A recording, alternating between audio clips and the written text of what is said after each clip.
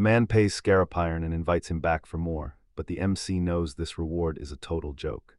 Cheat skills are cool, but he skipped combat for alchemy. He crafts items to make a living and has zero interest in traveling. High-end potions require rare, pricey materials he can't afford, and the cheap market is already oversaturated. Beginners get the grueling grunt work everyone else rejects. It's routine for him, but he can't hire help without exposing his secret strength. He needed a servant. A magic contract would force their silence, and though it was a hassle, it was his only way to survive. A salesman greets the newcomer and asks who he's after. He needs a master for high-precision work. The merchant offers an obedient girl, ordering her to befriend Paracelsus. She lacks beauty, but he promises she's a perfectly trained, elite partner. The price is cheap, but the girl is terrified. She whispers that creeps by her for sick reasons, begging him through tears to take her away.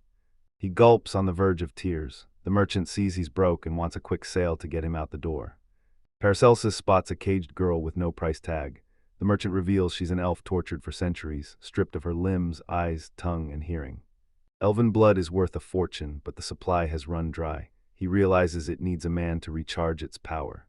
Paracelsus agrees to buy, mentally slamming the merchant for exploiting him, while only noting the girl's exhaustion out loud. Fresh elf guts are pricey, so he demands a discount on the girl. Shocked, the man asks if he's really an alchemist. The merchant asks 200,000 zinni for both, and he agrees instantly. It's a total ripoff, but instead of haggling, he demands to sign the deal right now. A magical contract keeps these servants in line. Orders are absolute, and self-preservation is only allowed if it doesn't break the master's rules. The first girl gets a 3% cut. 800,000 zinni buys her freedom and rights. Violence is strictly banned. For a century, hard work has turned outcasts into citizens. He wonders how the neighboring barbarians survive without it. Paracelsus asks for the contract terms. The elf's rules: obey the master and stay alive. No special deals for her. Deal closed. The merchant hands over 2 servants and demands the contract. The MC screams he's burning, but the man barks at him to stay put. Seller says he's finally a man. Paracelsus asks about breaking the deal, but the seller reveals the contract acts like hypnosis, binding both him and the boy. Pay in a week or the cursed check ruins you. Every delay brings more suffering, and he's sick of these deadly payments. Paracelsus exits with the girls. A servant questions his magic and he just smiles. You could say that.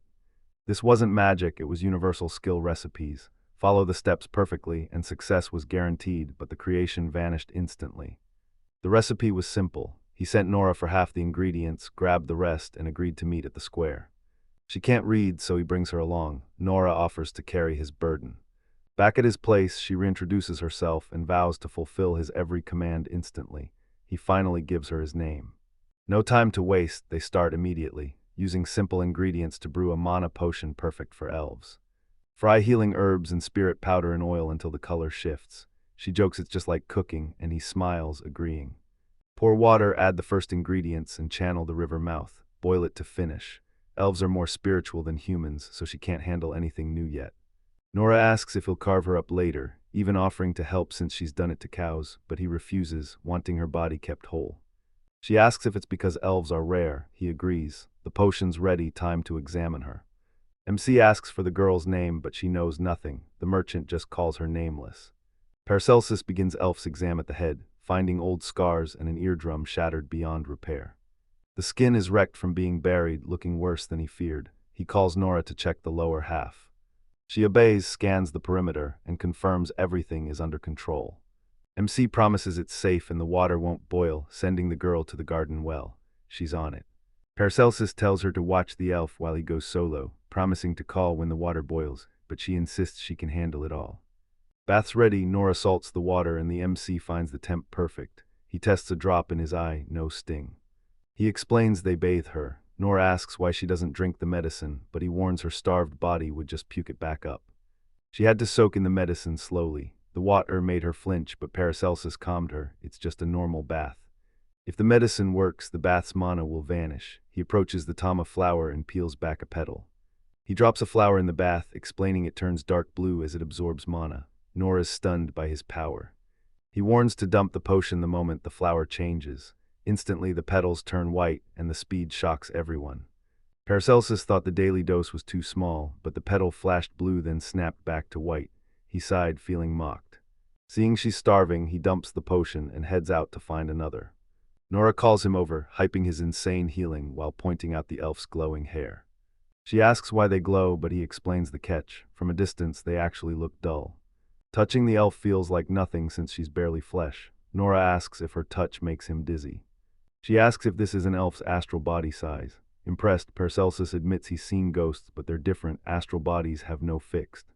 Wizards call the primary material mana, the universal name for every magic user. Fire, air, water, earth, astral, physical, and metal form everything. Magicians use them for magic, while alchemists craft substances. The body shells the astral, and the astral houses the soul. But could primary elements replace the astral? Is that even possible? Just what he needed. He doesn't get the science, but this is the key to fixing her body. Bodies are unique. Even perfect replacements rot if they're slightly off, but original material is never rejected as foreign. He thinks a hand forged from primordial matter will fit perfectly. He just needs the materials, but eventually, he admits the plan is a total failure. First, matter mimics reality, becoming impossible to detect. Now, people only use air flaws and unformed particles. He shows Nari a year's worth of primordial material. They restore its power, then move it to the bed. Later at the library, Nora finds him hunting for elf lore. She reports the girl is dried off and sleeping soundly. Paracelsus thanks Nora, admitting he needs her, but she suddenly collapses, sending him into a panic. She's fine, it's just a special mark. Praise helps her feel better, so don't worry. She then flashes the mark on her chest to prove it. Paracelsus apologizes, but she demands praise instead, suddenly touching the mark and shocking the crowd. She pulled a scroll, confirming her hunch. It was an auto-updating list of every reward he'd ever given her. He claims he gave her nothing, but she knows his heart chose for him. Knowing he'd miss her was her true reward. Nora admits she can't read and asks for help. He calculates a 3% profit, bringing her total to 25,000 zinni. He confesses She says she's almost ready. He reminds her about the 200,000 coins for the merchant and hands over the bag. Nora nods, so he hands her 20K for clothes and tells her to keep the change. She's a servant, not a beggar. She'll buy her freedom and pay him back, leaving Paracelsus laughing at her audacity. He claims she's his, ordering her to clean up and rest for tomorrow's grind, a calculated investment in his labor. Flustered, Nora claims she bought the elf a gift too. He thanks her, but secretly, he'd totally forgotten she existed. Shackled and short-haired, she wanders the city, haunted by a memory. Servants are only bought within the country. The man rants about the rude girls, but the merchant smiles and calls it bad luck. At least he spoke his mind, leaving the merchant laughing. Man's gone, the merchant hates people who disrespect servants. This contract is a total mess, it needs a full rewrite. He told Nora to greet the group, demanding manners even now, but she just looked away. The merchant laughs, claiming she needs discipline, and vowing to mold her into the perfect servant. Nora vows to master the local language and asks him for lessons.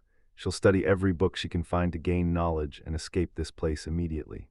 The merchant mocked her stupidity, claiming only a broke loser would buy her, someone who likely doesn't even own a single book.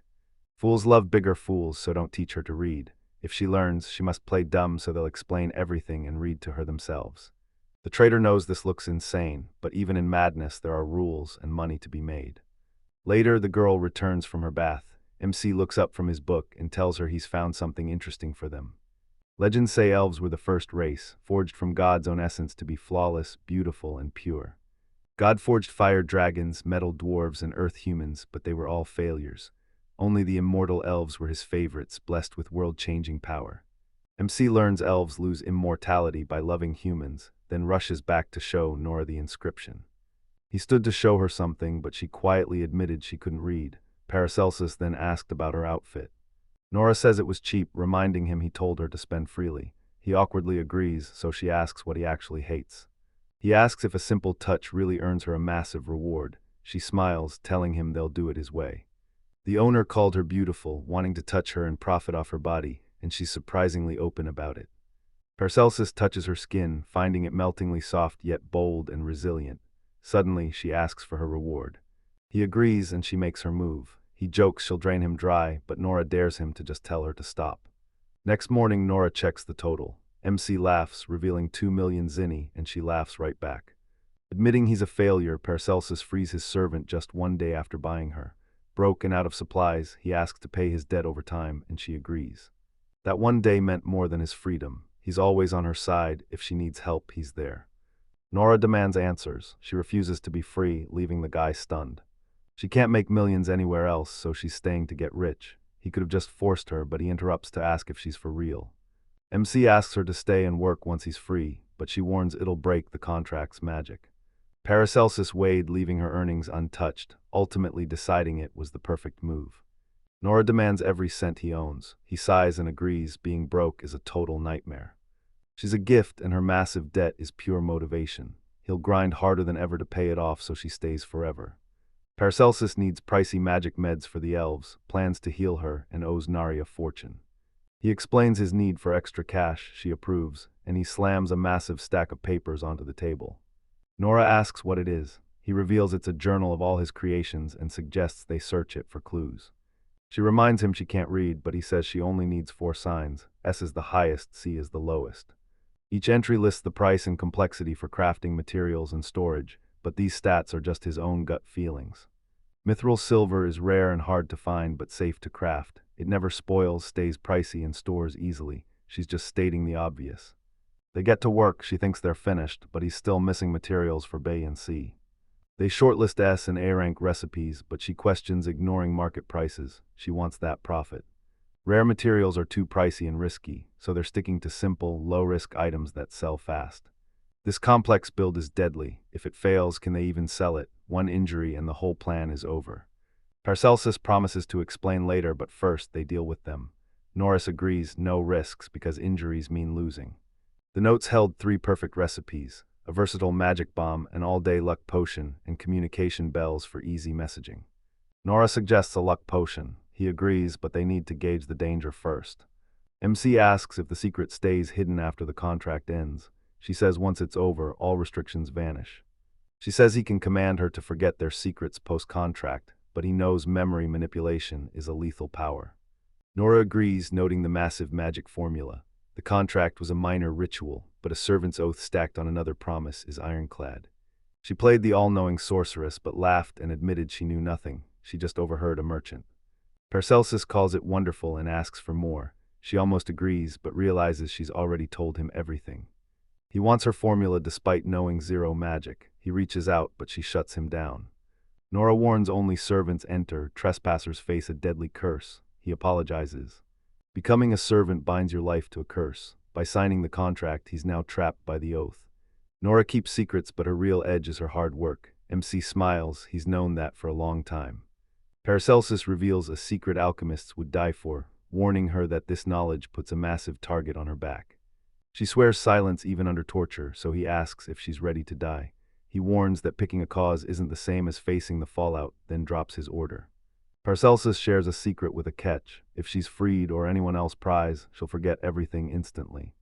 He made it an order. She nodded and he dropped the bombshell. He's from another world. He lived in a magicless, ordinary world. Life wasn't perfect, but it was fine. No point dwelling on a world he'll never see again. He got hit by a truck and died. He wakes up in a strange place where an old man named Laus drops a bombshell. Paracelsus has been reincarnated in another world. His second birthday gift: pick any 2 cheat skills from this catalog. MC demands world info before deciding, but the man is fed up and tells him to hurry while Paracelsus apologizes.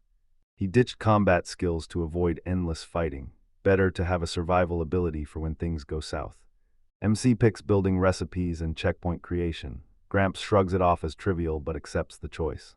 The man puts Paracelsus to sleep, promising he'll wake up in a new world to live however he desires. He wakes up in a new world and instantly masters his insane powers. Paracelsus doubts Nora will believe him, but she demands the full story first. Then she asks, is his power really alchemy? Pick a dish and the notebook instantly reveals every step and ingredient. It holds 5 slots, has infinite pages, and lets him mentally mix and match recipes.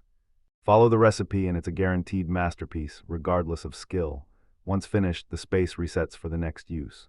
He summons gemstones to create save points, but spawning a new one instantly deletes the last.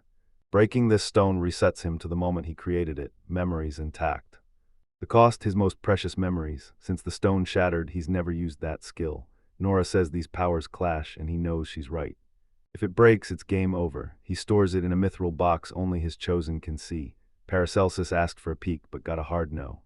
He vows she'll see it, but if he falls, she must break the stone. He asks if she's up for it, but she admits she can't.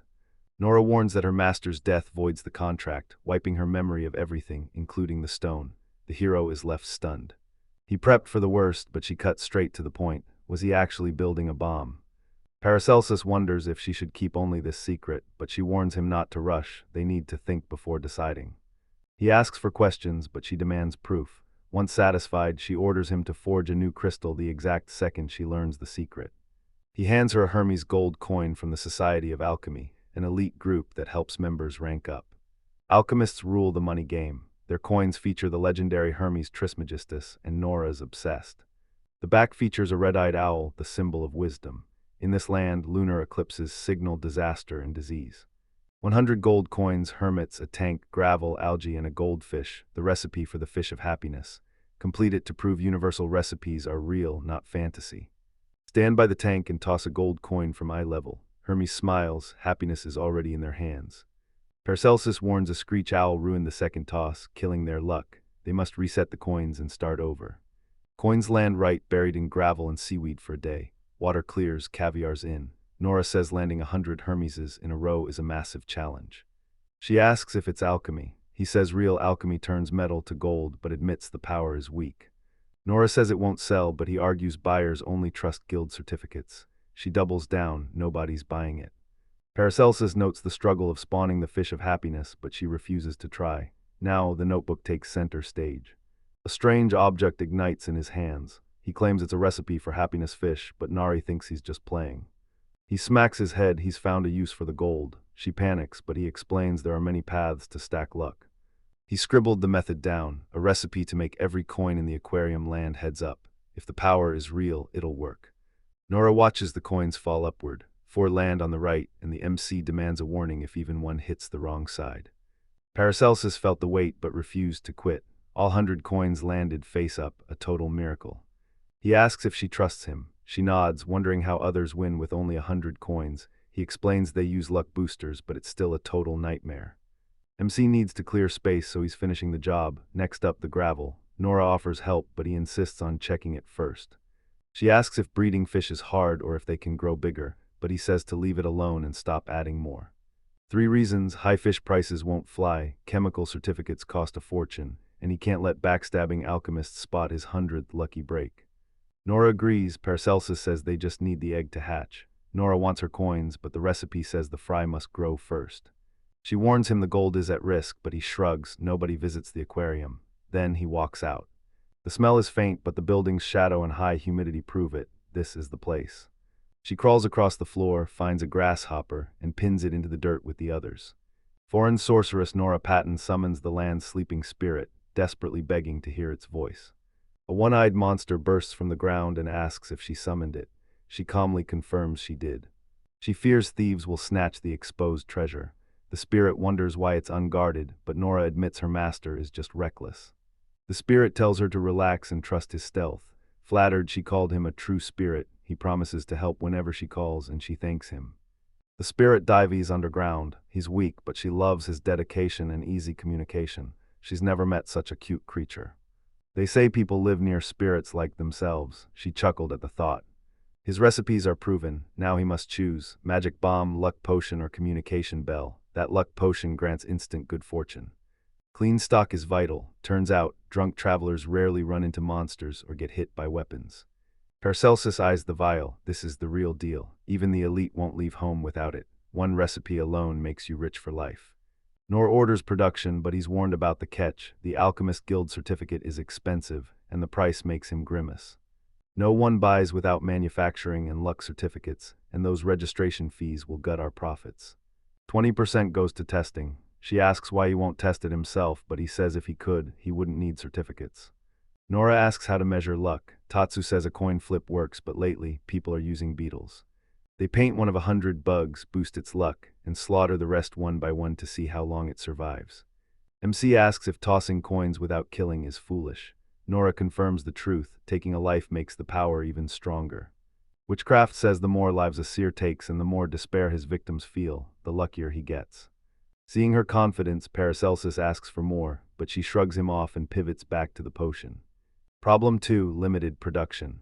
Certain ingredients require full moon purification, and alchemists hoard them the second the season starts. Even with the potion, they still need the full moon. Nora asks if it's 2 weeks away, but he warns of a third, far worse problem.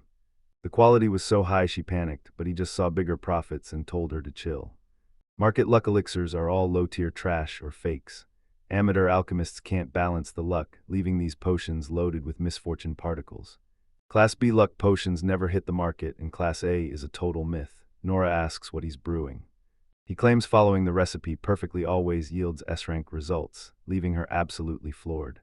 She called it good, but he warned her. Traitorous alchemists were spying 24/7 with golems and fake fairies. One mistake and a rookie loses everything. Losing jobs is nothing. Every year a top rookie vanishes. Stand out and you're dead. Nora knows he's right. Once ready, she proposed a luck potion, her face turning dead serious. Her plan: sell uncertified goods to rich clients for massive profit. Turn them into regulars, and they can slash potion production while the cash keeps flowing. He calls it impossible, she insists they'll make it, and he moves to the next recipe. Connection bells are forged together to share a special bond. The more identical they look, the stronger their power. He admits he made the pair, and she notes they ring in perfect unison. Paracelsus says they only differ in amber. These are defective, even the cheapest market gear beats them. Nora asks if following the recipe guarantees success, but learns it doesn't cover the second condition. Wait, let's check the second condition part. He can craft unlimited copies, but once the first batch is finished, the recipe vanishes forever. Both bells are forged together, but only the one finished first becomes the true masterpiece. The recipe made it better, but its real power only kicks in once the build is finished. He explains that for this alchemy, every tiny detail must be perfect. His signal bells were a total bust. Only one worked, the sound was trash, and the peephole was blind. Even recipe power has its limits. He suggests building a bomb, but she shuts him down. He begs her to just listen, and after a pause, she finally agrees to hear the plan. Making the bomb felt like a magic ritual. It could launch their house into the sky, so Nora banned it from home. He reassures her the bomb won't blow without the detonator and code. It's built to spec, so no accidental explosions. These bombs replicate the wizard's spell instantly. One magical signal triggers the control panel, forcing the elements to transform. Air near the panel turns flammable, cracking the bomb and flooding the room with gas. The team hits the fire element, triggering a massive explosion. Nora asks why the water element is here. It's a fail-safe. External orders trigger the farthest center first, liquefying the element. She asks about the blast. He explains the water element vanishes, fire fails to ignite, and air resets. The explosion will only rupture eardrums and cause burns. He caps the wire to block the magic and finish the bomb, then asks if she's sure it's safe. MC explains perfect bombs are boring. To sell them safely, you have to be careful and avoid the danger. Nora agrees, rigging the bomb to shatter the gem if it detonates. He complies, but she warns it's only a temporary fix. She asks how much force shatters the crystal. The blast kills them both, but the crystal must break. He says he needs to think. He rigs the crystal facing the bomb and pins a spike behind it. The shockwave will crush the box, driving the pin through the crystal. He drops the box in the danger zone, keeping it clear of his work. He promises it's safe, and Nora spots his satisfied grin. She asks if he likes the bomb. He says yes, imagining the blast leveling everything gives him a strange, light satisfaction. Norris calls him shy for fearing the alchemists, but he laughs, bragging he at least knows how a bomb works. The doorbell rings. He asks if it's him, but a stranger stands there. Nora asks if it's a comms bell, but Paracelsus says it's a doorbell. He made 4 sets to track guests from anywhere in the house. Tatori thanked him for remembering Arlenbeck's magic shop, though his sharp hearing made the name sound like absolute torture. MC introduces Nora, his new house guest. Tatori decides a beauty like her needs better clothes. Paracelsus tries to introduce him, but the guy cuts in, confidently claiming Paracelsus as a long-time regular. The last guy turns red. Tatori asks if he's still shy, recalling how he choked on his own name when they first met. MC won't share his name, but Tatori interrupts to ask their business. Paracelsus reveals they're just here to sell. This magic bomb looks harmless, but the boy warns it's lethal. Perfectly balanced, only a madman would plant it this high. Tatori says the tight build delivers elite sound. It's so perfect, even bells can't compete. Paracelsus doesn't haggle, offering 90,000 zenis up front, but our MC promises 20 more pieces to push the total to 100,000. Tatori sees profit if all 20 match, offering 95k each. MC and Nora trade hyped looks. Paracelsus moves to seal the deal, but Nora pivots to 130,000. Tatori's stunned, snapping that she's completely ignoring the conversation. The cost 100,800 zenas. Materials arrive in 2 batches, deducted from the total, but if the quality slips, he redoes everything. Tadora is glad to join. MC shakes his hand, feeling the same, then turns to the girl. His boss offers free servant training. If her master agrees, she'll learn vital life skills. She has to go. MC calls it wonderful. She blushes but denies interest, so Paracelsus lets her go. The author asks for the bomb for his boss. MC agrees to pack it, and the boy bows in thanks.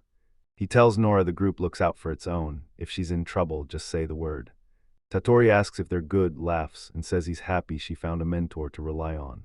He bursts in, shocked to see a boulder where his aquarium used to be. As he panics over his missing gold coins, the spirit marks him as a total fraud. Nora enters and tells him to touch the stone. She asks what he feels, but he says it's just rough like any other stone. She tells him to check the hand that touched the stone. He looks, it's wet. Nora reveals the aquarium is just an illusion. He's stunned by the spirit's power, but she explains it only works on its home turf. He explains spirits form from leftover energy, but this one's power is insane, leaving her shocked by his bizarre theory. Nor sees humans as nature, barely different from spirits. Bind one and he's banished, he better watch his mouth.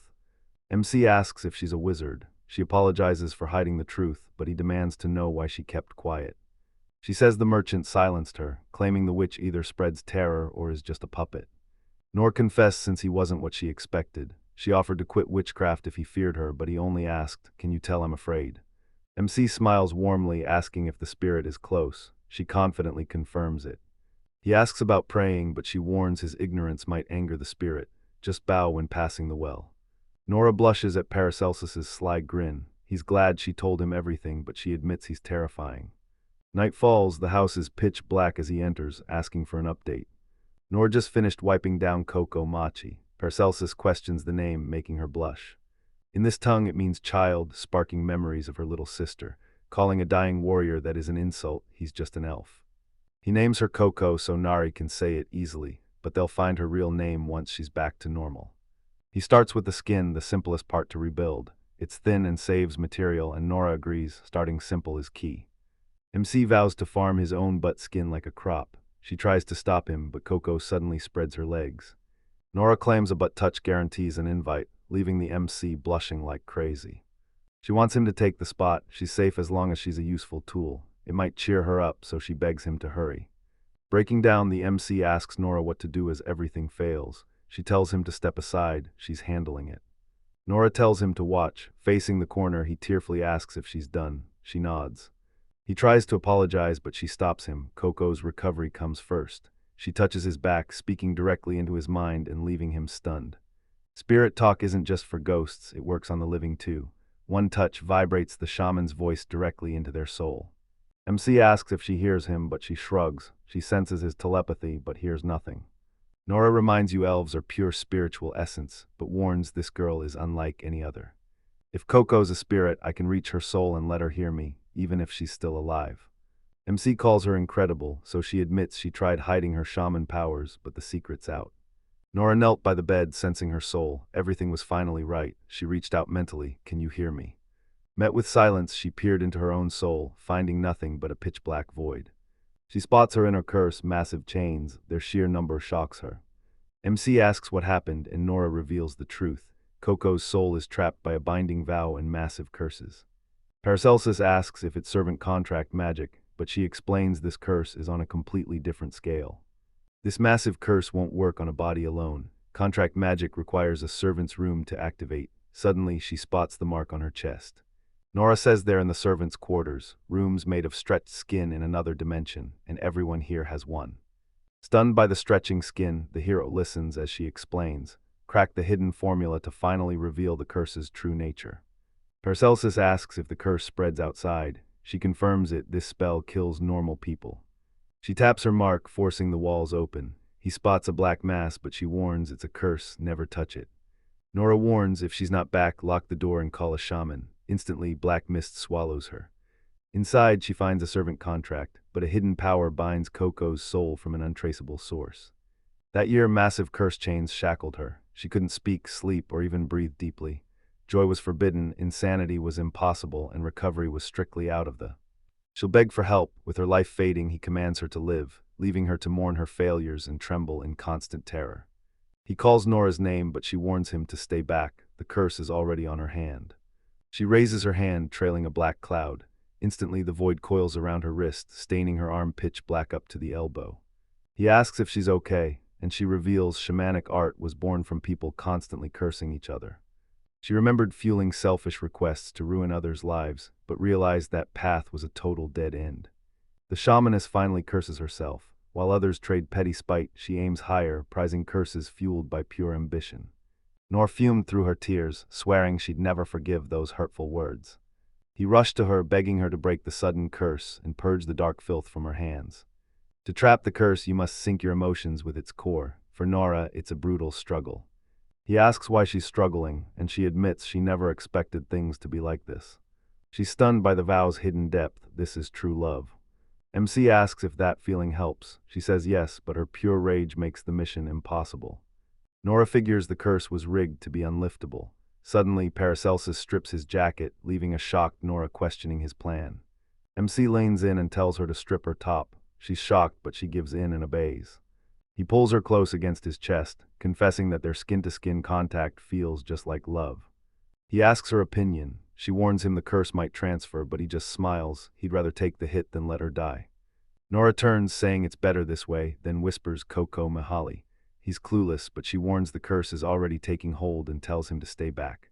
MC warns the curse hit her mark, but Nora says it's not that easy. She just moved it to a safer spot to handle later. Paracelsus asks what she whispered in his arms, but she denies saying a word and tells him to stop imagining things. He apologizes.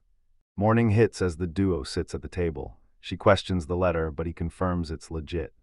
If he forgets his skill, he'll record its essence. If he blacks out, she must calm him and make him read this letter. Nora asks about the 3 letters. He tells her to start with the first. It holds his memory since arrival. The second details his skills. In his 3rd letter, he records every detail of the girl before his memory fades. She asks why. Nora challenges his ego, pointing to her record-breaking award, and he knows she's right. She tells Tom his loss would hurt her too, then jokes that in a year, she'll be number 1 and won't yield to any skill. Paracelsus didn't care about losing his skills but forgetting everything. That stung. The girl just smiled, assuring him it was no big deal. Nora's up first. He's about to create a safe zone crystal when a sudden doorbell ring interrupts him. He says it's too early for the materials, but opens the door to find a girl waiting. They swap quick greetings. Agnosia Dare of the Alchemical Association greets him, then asks if he's truly Paracelsus. He's struck by her beauty as she asks about the elf he bought last week, wondering if the girl was badly hurt. He checks on her, she apologizes for showing up, and he invites her inside. Nora doubts the guests, but Paracelsus orders tea and tells them the elf is upstairs, while the girl greets the distracted servant. Agnosia praises the elf's insane progress, wondering if her condition lets her use the elixir directly. She praised his perfect technique, calling it a true success. The hero blushed. Agnosia asks if she's just alchemical scrap to him, but he refuses to abandon her, promising freedom the moment she's healed. The alchemist values good men like him most. If he's ever in trouble, she's got his back. He doubted her rank, but she's one of only 3 elite adepts, and the first woman in history to ever achieve it. MC realized the power gap between them was heaven and earth. Agnosia laughed at the praise, but he had to ask, why would someone this strong be a servant? She shows him a yard stone she carries for protection, but he calmly swears he'd never touch her. Agnosia explains that like a maturing child, even a common stone can transform into gold. She came to ease his pain, but now seeks his protection. He vows to stay by her side until Nora calls them for tea. Agnosia hands him the Eyes of Truth, alchemical artifacts brought specifically for this girl. The alchemist pours the tea, stunned by its unique aroma. Nora reveals her pet rodent gave it to her and asks for her thoughts. Agnosia loves the nut cake and asks if the girl baked it herself. She nods, and the alchemists joke they'd hire her if she wasn't already with that guy. He asks about her eyes, but Agnosia shrugs, claiming she's long forgotten. The Eyes of Truth see the essence of matter even in pitch black. At full power, they reveal everything and can even read your mind. Her proudest creation, these eyes are the sharpest in the world. Coated in primordial matter, these eyes take a week to restore vision. Paracelsus snaps that if the elf had come sooner, she'd have healed her way faster. Ignosi demands the girl but gets shut down. He's currying her whatever the cost. The alchemist is hyped she's going to surpass her old self, progress is everything. She snatches his eye, claims it, and tells him to craft a superior match for the other. She told him to call if things got tough, then headed out. Nora tries to speak, but he promises it's almost ready. Prep comes first, so he leads her down to the basement. Paracelsus asks if it's her first time. She nods, noticing a strange substance on the walls. He explains it's a magic-repelling formula that drains mana from everyone. This blocks spy fey and clairvoyance, but it has a mana limit. You must leave the room to let the formula drain, so it can't be used indefinitely. He shows her a sound-eating slug to keep their talk secret. No time to waste, let's get to the point. He doesn't trust Agnosia, even suspecting she's the one who cursed Coco. She asks why, and he says the eyes of truth are too perfect. Color, size, and blood vessels match exactly. They were clearly made together. Paracelsus knew those eyes were alchemical, certain she'd planned to steal one from the start. He was taking too long. Agnosia realized he already knew everything. She didn't get his lack of trust, but he saw through her. She talked big but did nothing until he grabbed Coco. She had the money, but he never felt her heart was in it. He bought Coco and she appeared instantly, sensing the curse. She's definitely involved even if she didn't cast it. Nora connected the dots. She's certain the alchemist cast the curse. The proof, she smells exactly like the spell that hit Coco. This perfume smells bizarre. It's a total first for her, and she's dead certain she's right.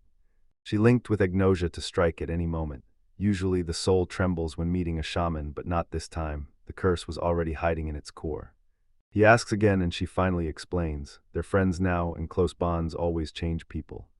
A curse can't grow if you don't know it's there, but Nora thinks it's normal, and being with her makes you finally feel its weight. Strong bonds make cursing easy. Paracelsus questions their connection, suspicious of what's happening with her hair. Nora felt stupid for showing the second eye. One would have kept him clueless, and he agreed. He's rushing. Coco has to be the one to install that eye.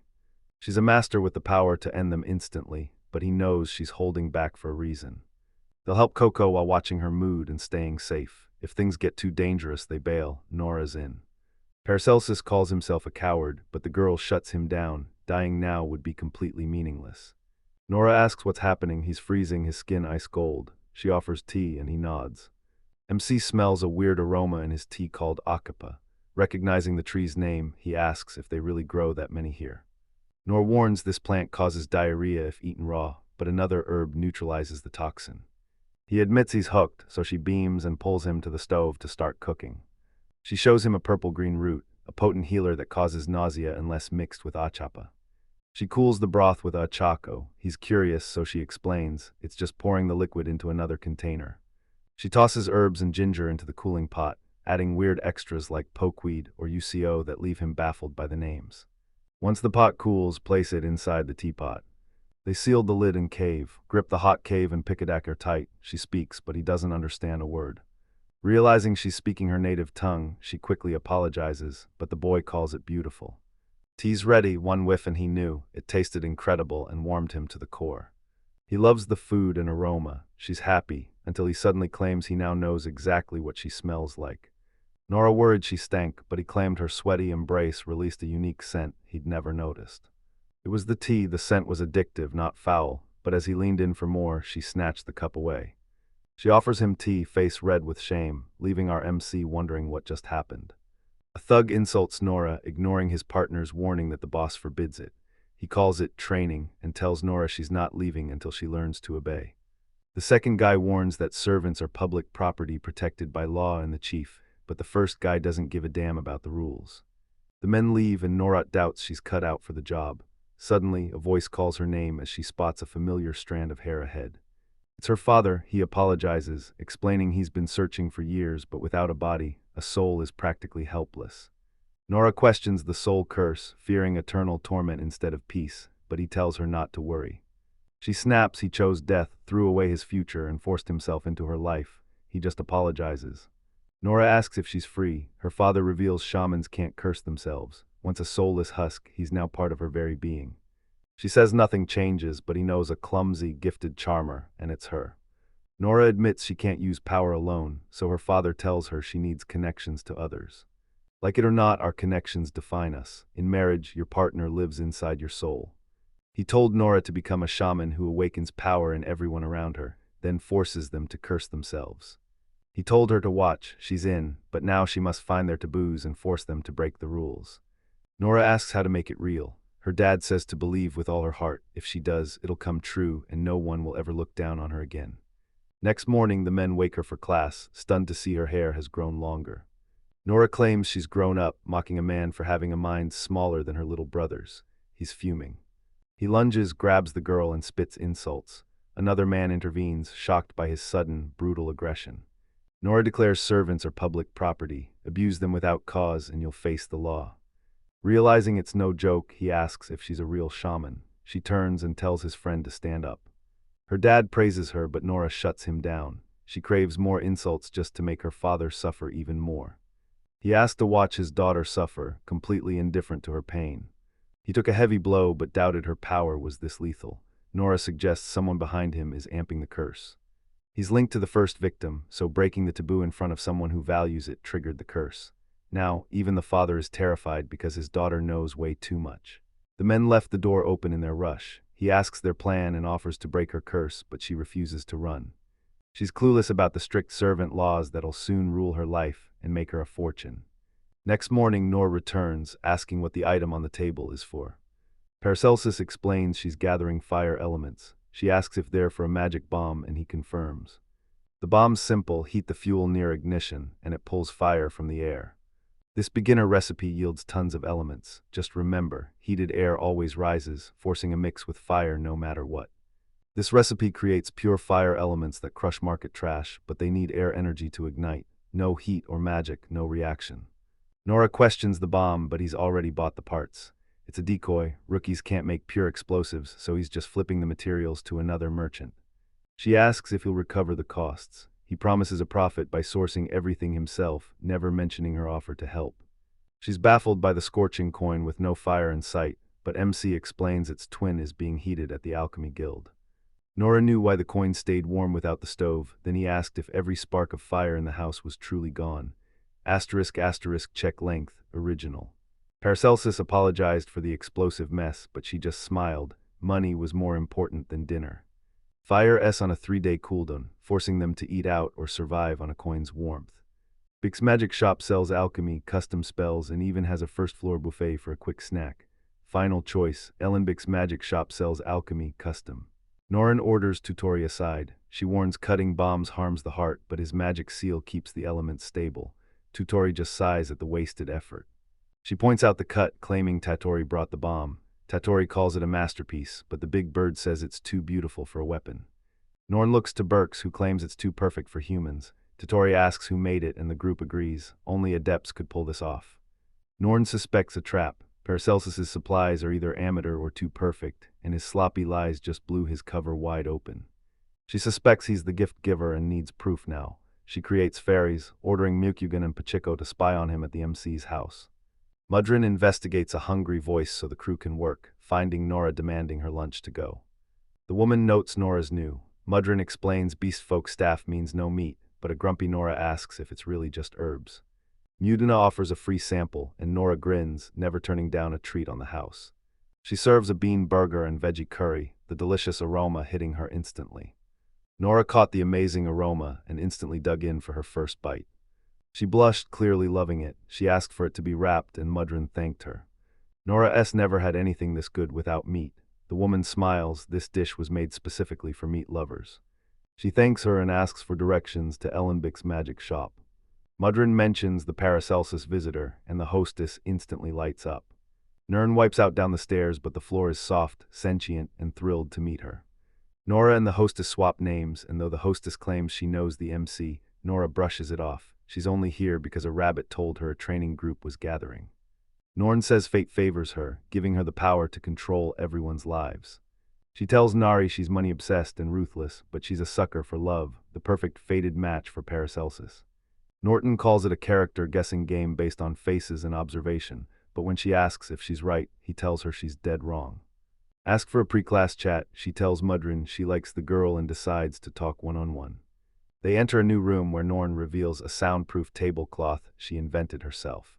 Nora asks magic or alchemy. The girl uses every trick she knows, noticing Nora's complex shamanic magic.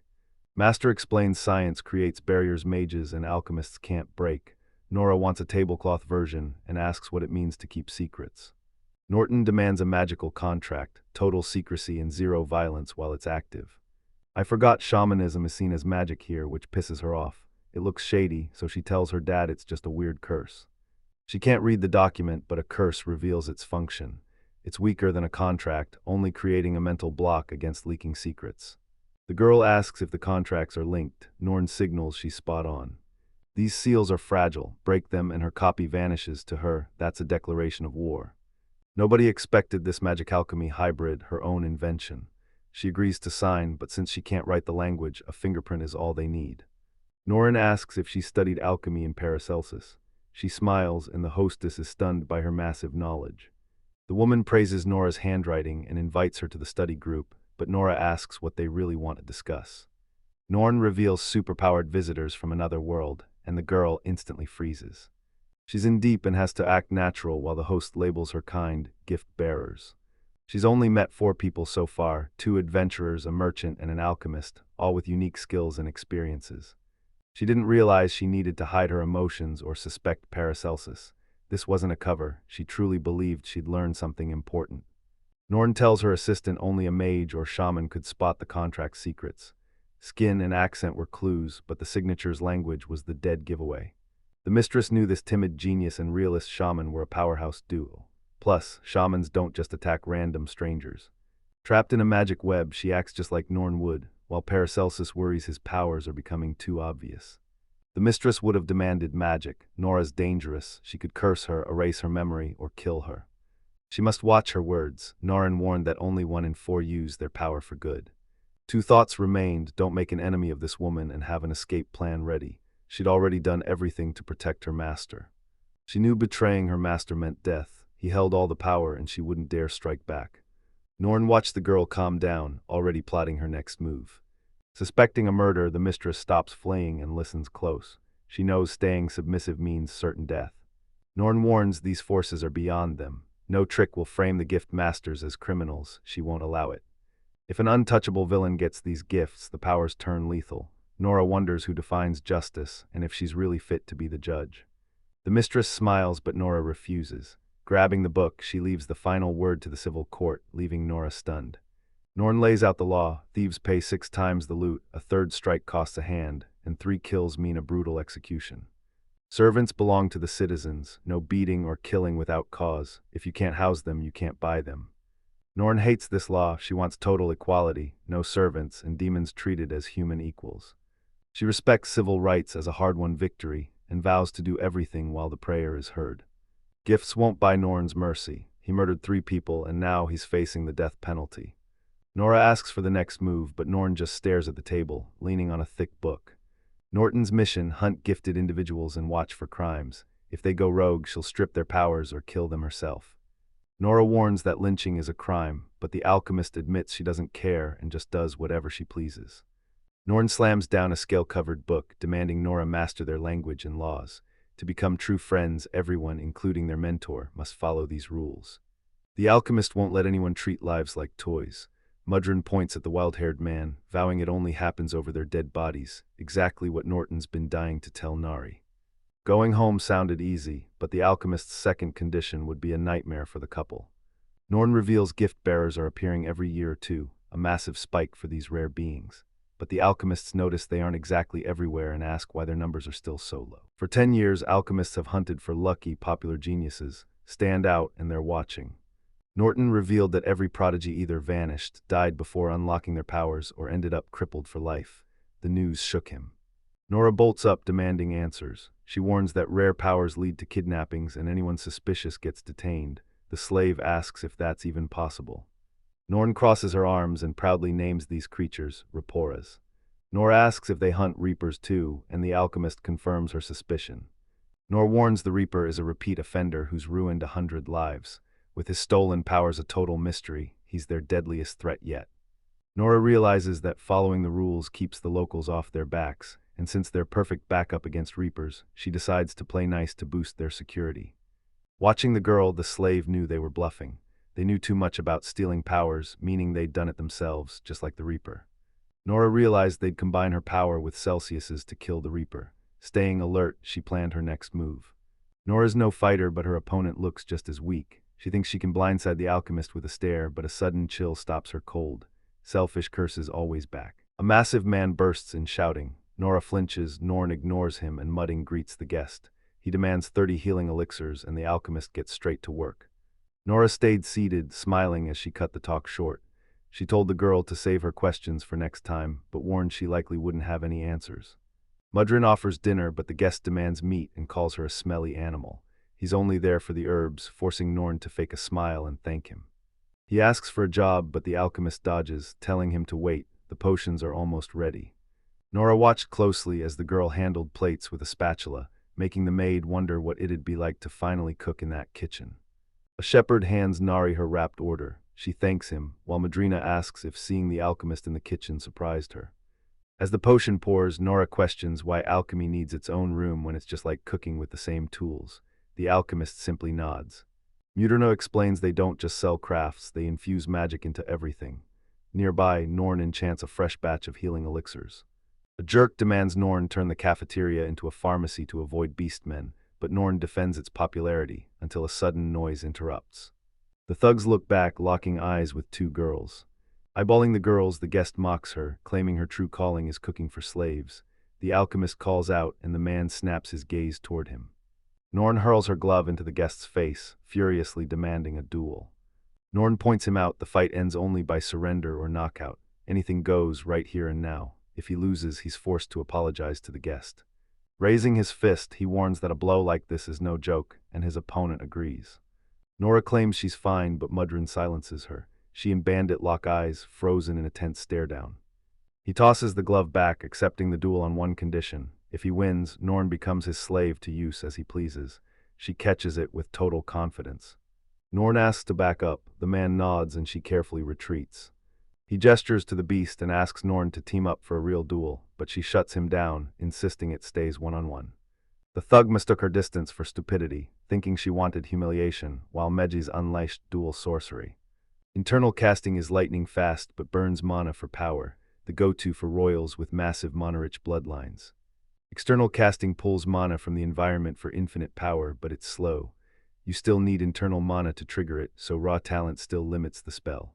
He stood up. As a martial arts master who's fought alongside mages, he knew their timing. A basic fireball takes exactly 4 seconds to cast. The brute eyed his foe, wary of hidden magic. Not knowing what fit in a pocket spooked him, but he was certain one hit would drop the Norn. Grinning, he hoped this strike would seal his win, even if she kept fighting. The thug knew the spell would leave her wide open. He'd rush in for a gut punch to spare her face. As she reached out, he made his move. The thug lunges with a punch, betting she's about to collapse or vomit. Norn's a sorceress with zero focus. It's a miracle she hit rank 2 when a single fireball takes 20 seconds to cast. She tried alchemy next, but her wandering mind made success impossible there too. After endless struggle, she finally gave in and focused on mastering just 3 spells. She reaches out, her entire body soaking up the floating mana. Nora's left hand controlled humidity, her right controlled heat. Minor shifts for magic, but a total game-changer for alchemy. Power surges in her palms, turning primordial matter cold and dry as it hardens into earth and begins compacting. Norn fires the shard. The man tracks its lethal speed, but the big guy just smirks, refusing to dodge such a puny spell. The man charges Norn's stomach, inches from impact. Sharp stones pierce the thug's hand, catching him completely off guard. The enemy looks up to find 100 sharp stones aimed right at him. The man's terrified. Her casting speed is impossible. Light floods the room as primordial magic reacts instantly. Seeing the Norn's reaction, she immediately fires a tracking spell.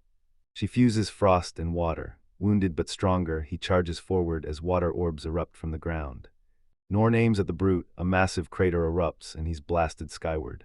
The man scrambled in the mud as his enemy recovered, aiming to ambush Norn while she was distracted by her spell, even with his vision a total blur.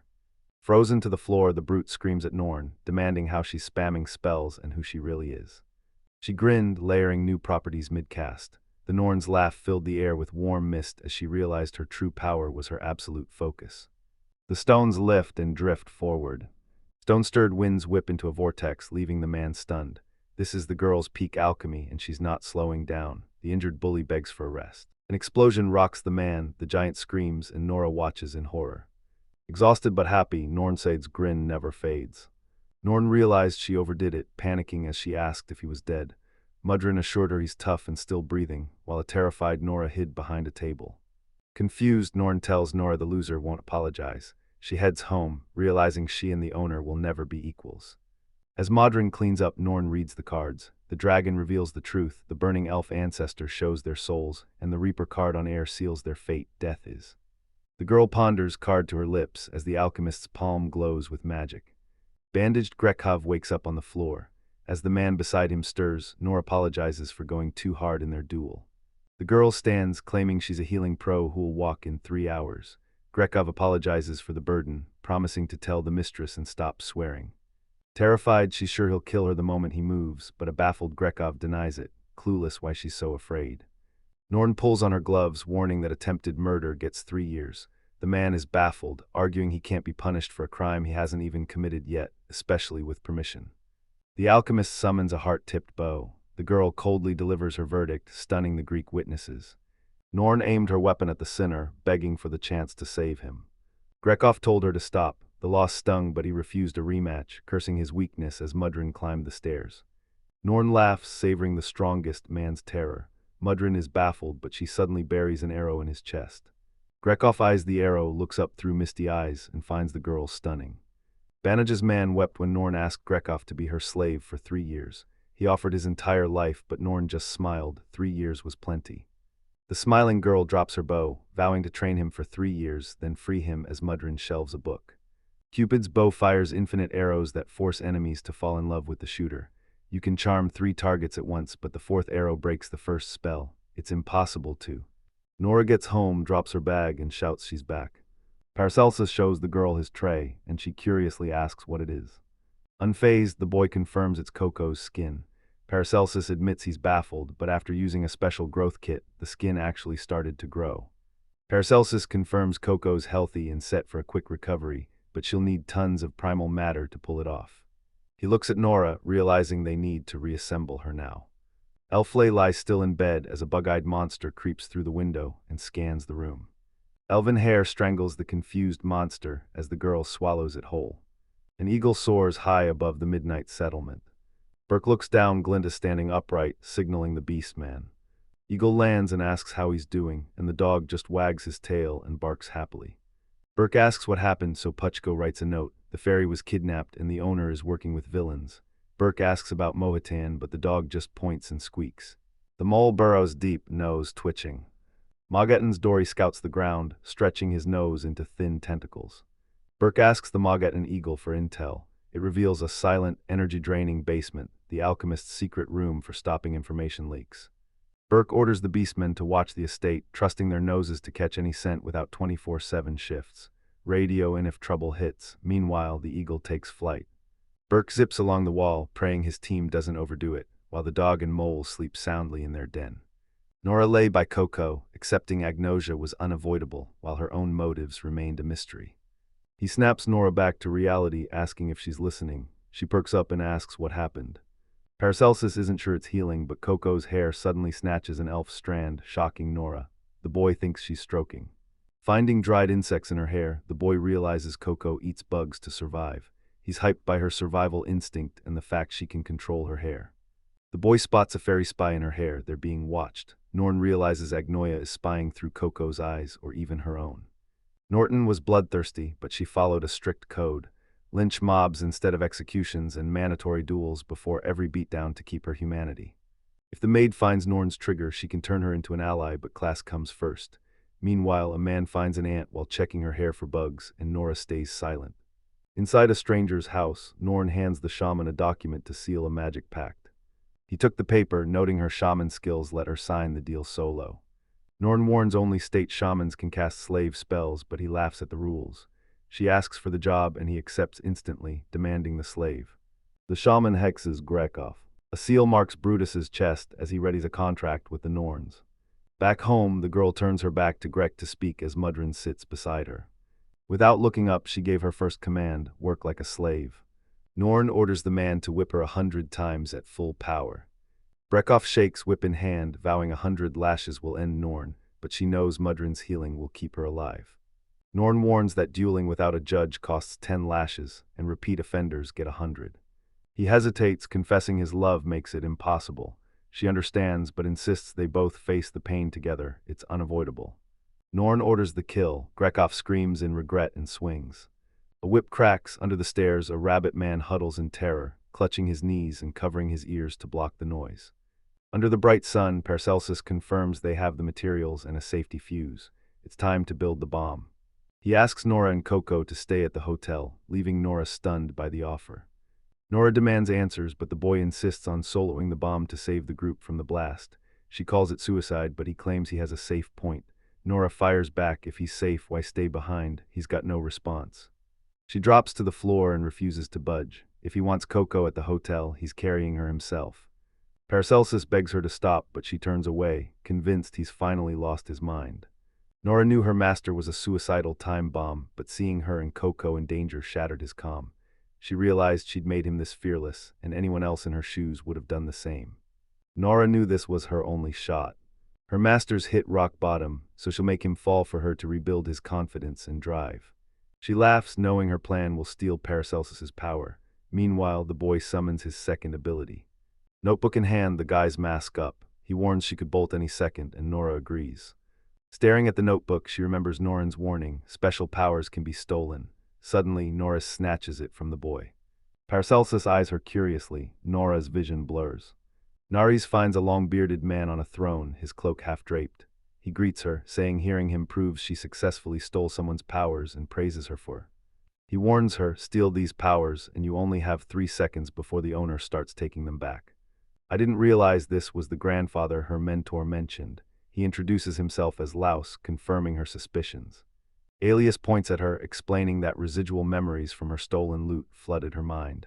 He summons a notebook with a man's face and explains how to use it. Paracelsus told Nora the last user was an otherworlder with 2 powers. He promises a reward for taking her powers and vows to answer any question truthfully. She didn't ask who he was, even though he outclassed everyone she knew. He just laughed. Dissolving into mist, the old man reveals he granted humanity magic, the source of all their wars. After displaying power far beyond any mortal, he vanishes as Alias bids Nora farewell. Paracelsus snaps the girl back to reality. Remembering her goal, she twists the magic relic and urges the boy to reclaim his power. Paracelsus inspects the tablet. Nora asks if anything's off, but he shakes his head, nothing. Nor felt the power shift the moment the diary was taken. A spirit named Alias taught her how to use it, leaving Paracelsus stunned. Furious his notebook was snatched so easily, the boy stays alert and demands to see their latest creations.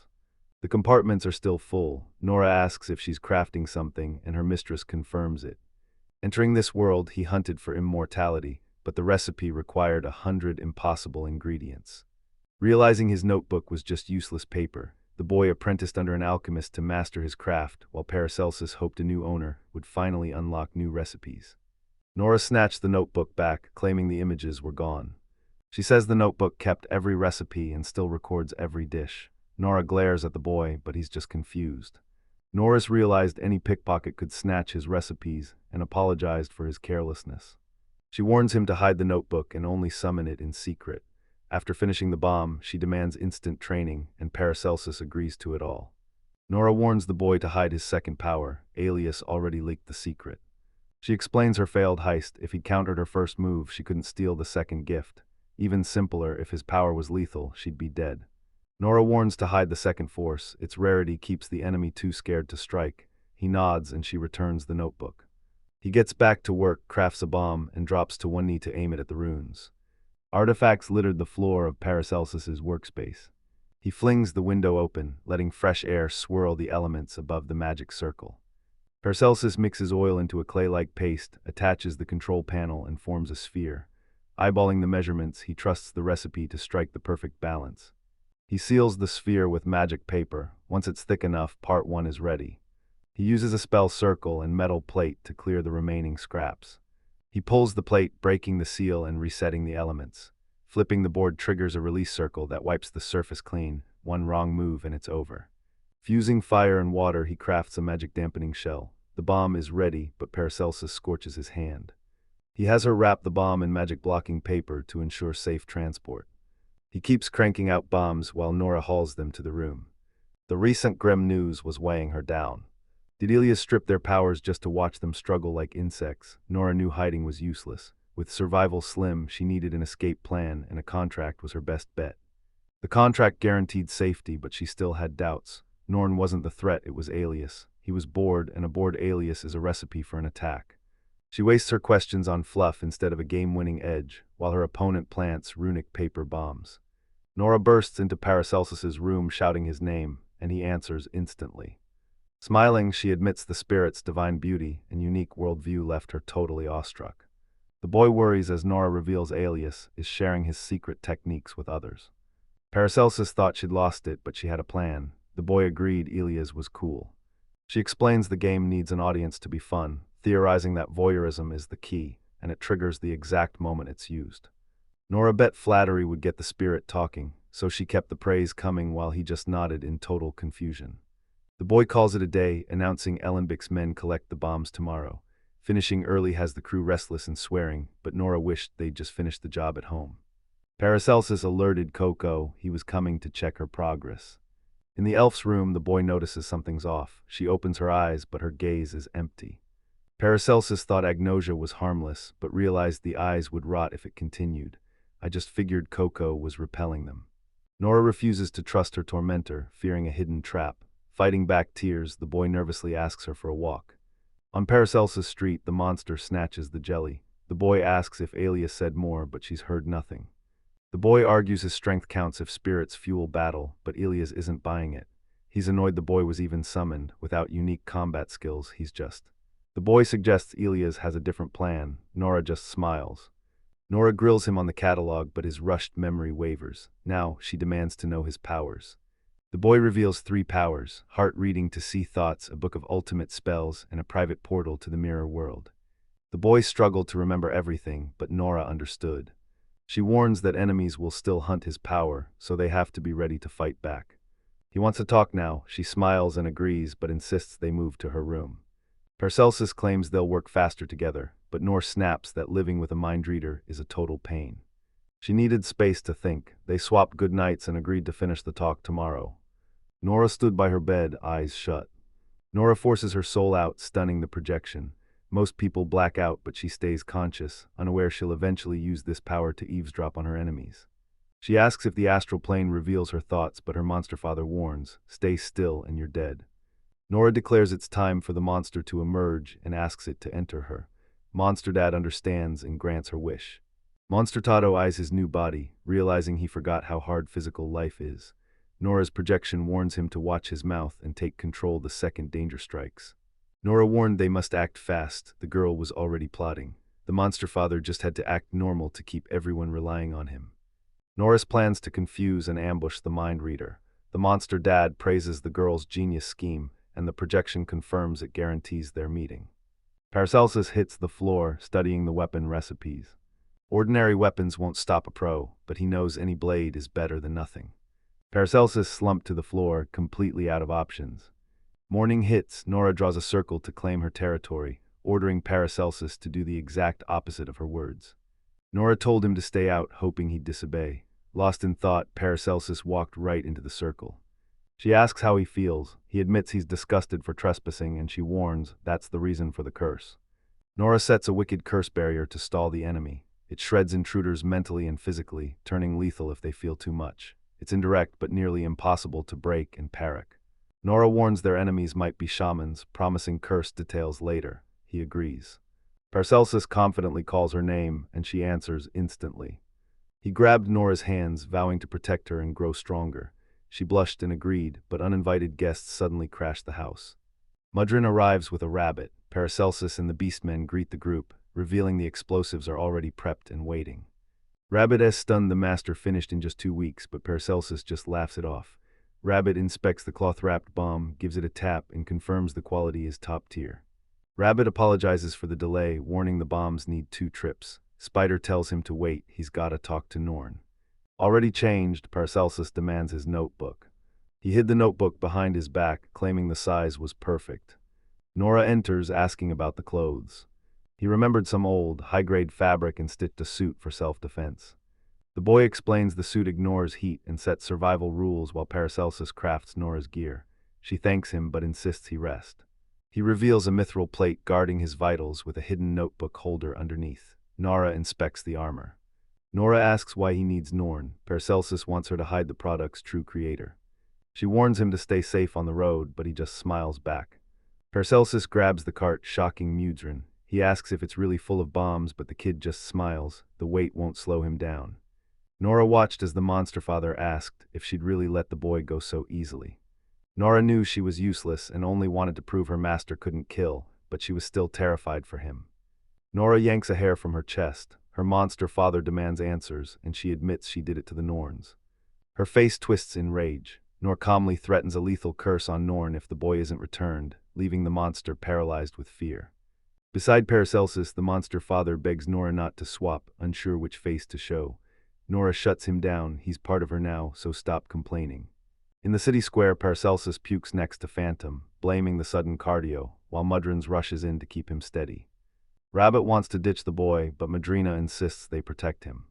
Gasping for air, he realizes his stamina is trash. A voice calls out and Parcels snaps to attention. A skull surfaces in the broken fountain, revealing the boy's special powers. Paracelsus tried to scream in terror, but got yanked underwater.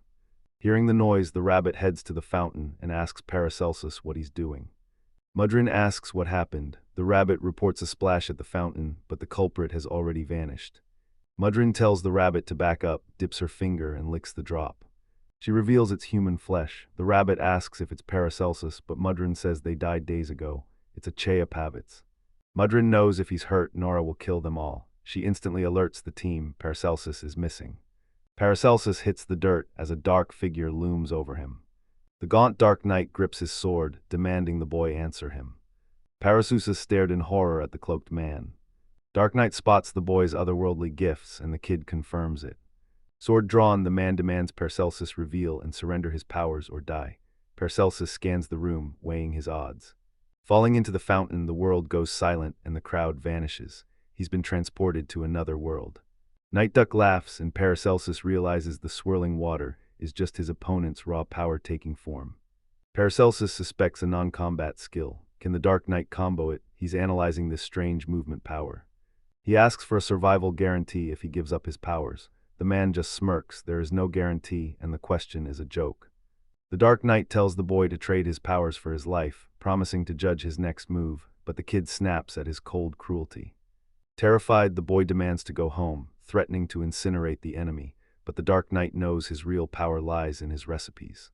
Paracelsus was stunned by his enemy's knowledge, baffled by its source. Night Duck recalls the boy's hard work on Grandma's medicine and pulls out his notebook, showing he has zero hidden motives. The man jabs his sword, mocking the boy's failed charcoal trick and demanding his second power while Paracelsus desperately shields his head. Gripping the sword, he refuses to surrender his power and offers a deal. Paracelsus says go all out for the boy, as long as no one gets hurt. He demands an immediate extraction. If he dies now, the enemy gets nothing. Night Duck mocks the hero's death wish, raising a massive zombie army from the earth. He spins around to find a massive zombie horde. Rebels tried to seize the boy, but he desperately shoved them back. Zombies swarm and tackle the boy. He screams he's dying, but the man says they're only playing. The Dark Knight warned, obey or get a proper beating. The army stops, Paracelsus rises, and the enemy demands every ability. Sobbing, the boy swore to obey. Ordered to take the notebook, he reveals it's already in his pocket and offers a coin to keep it. The Dark Knight asks what it is, so the boy reveals a magnet, a comms device issued to every Alchemists Association member. He slams her onto the plywood, narrating his moves as the other man asks what's next.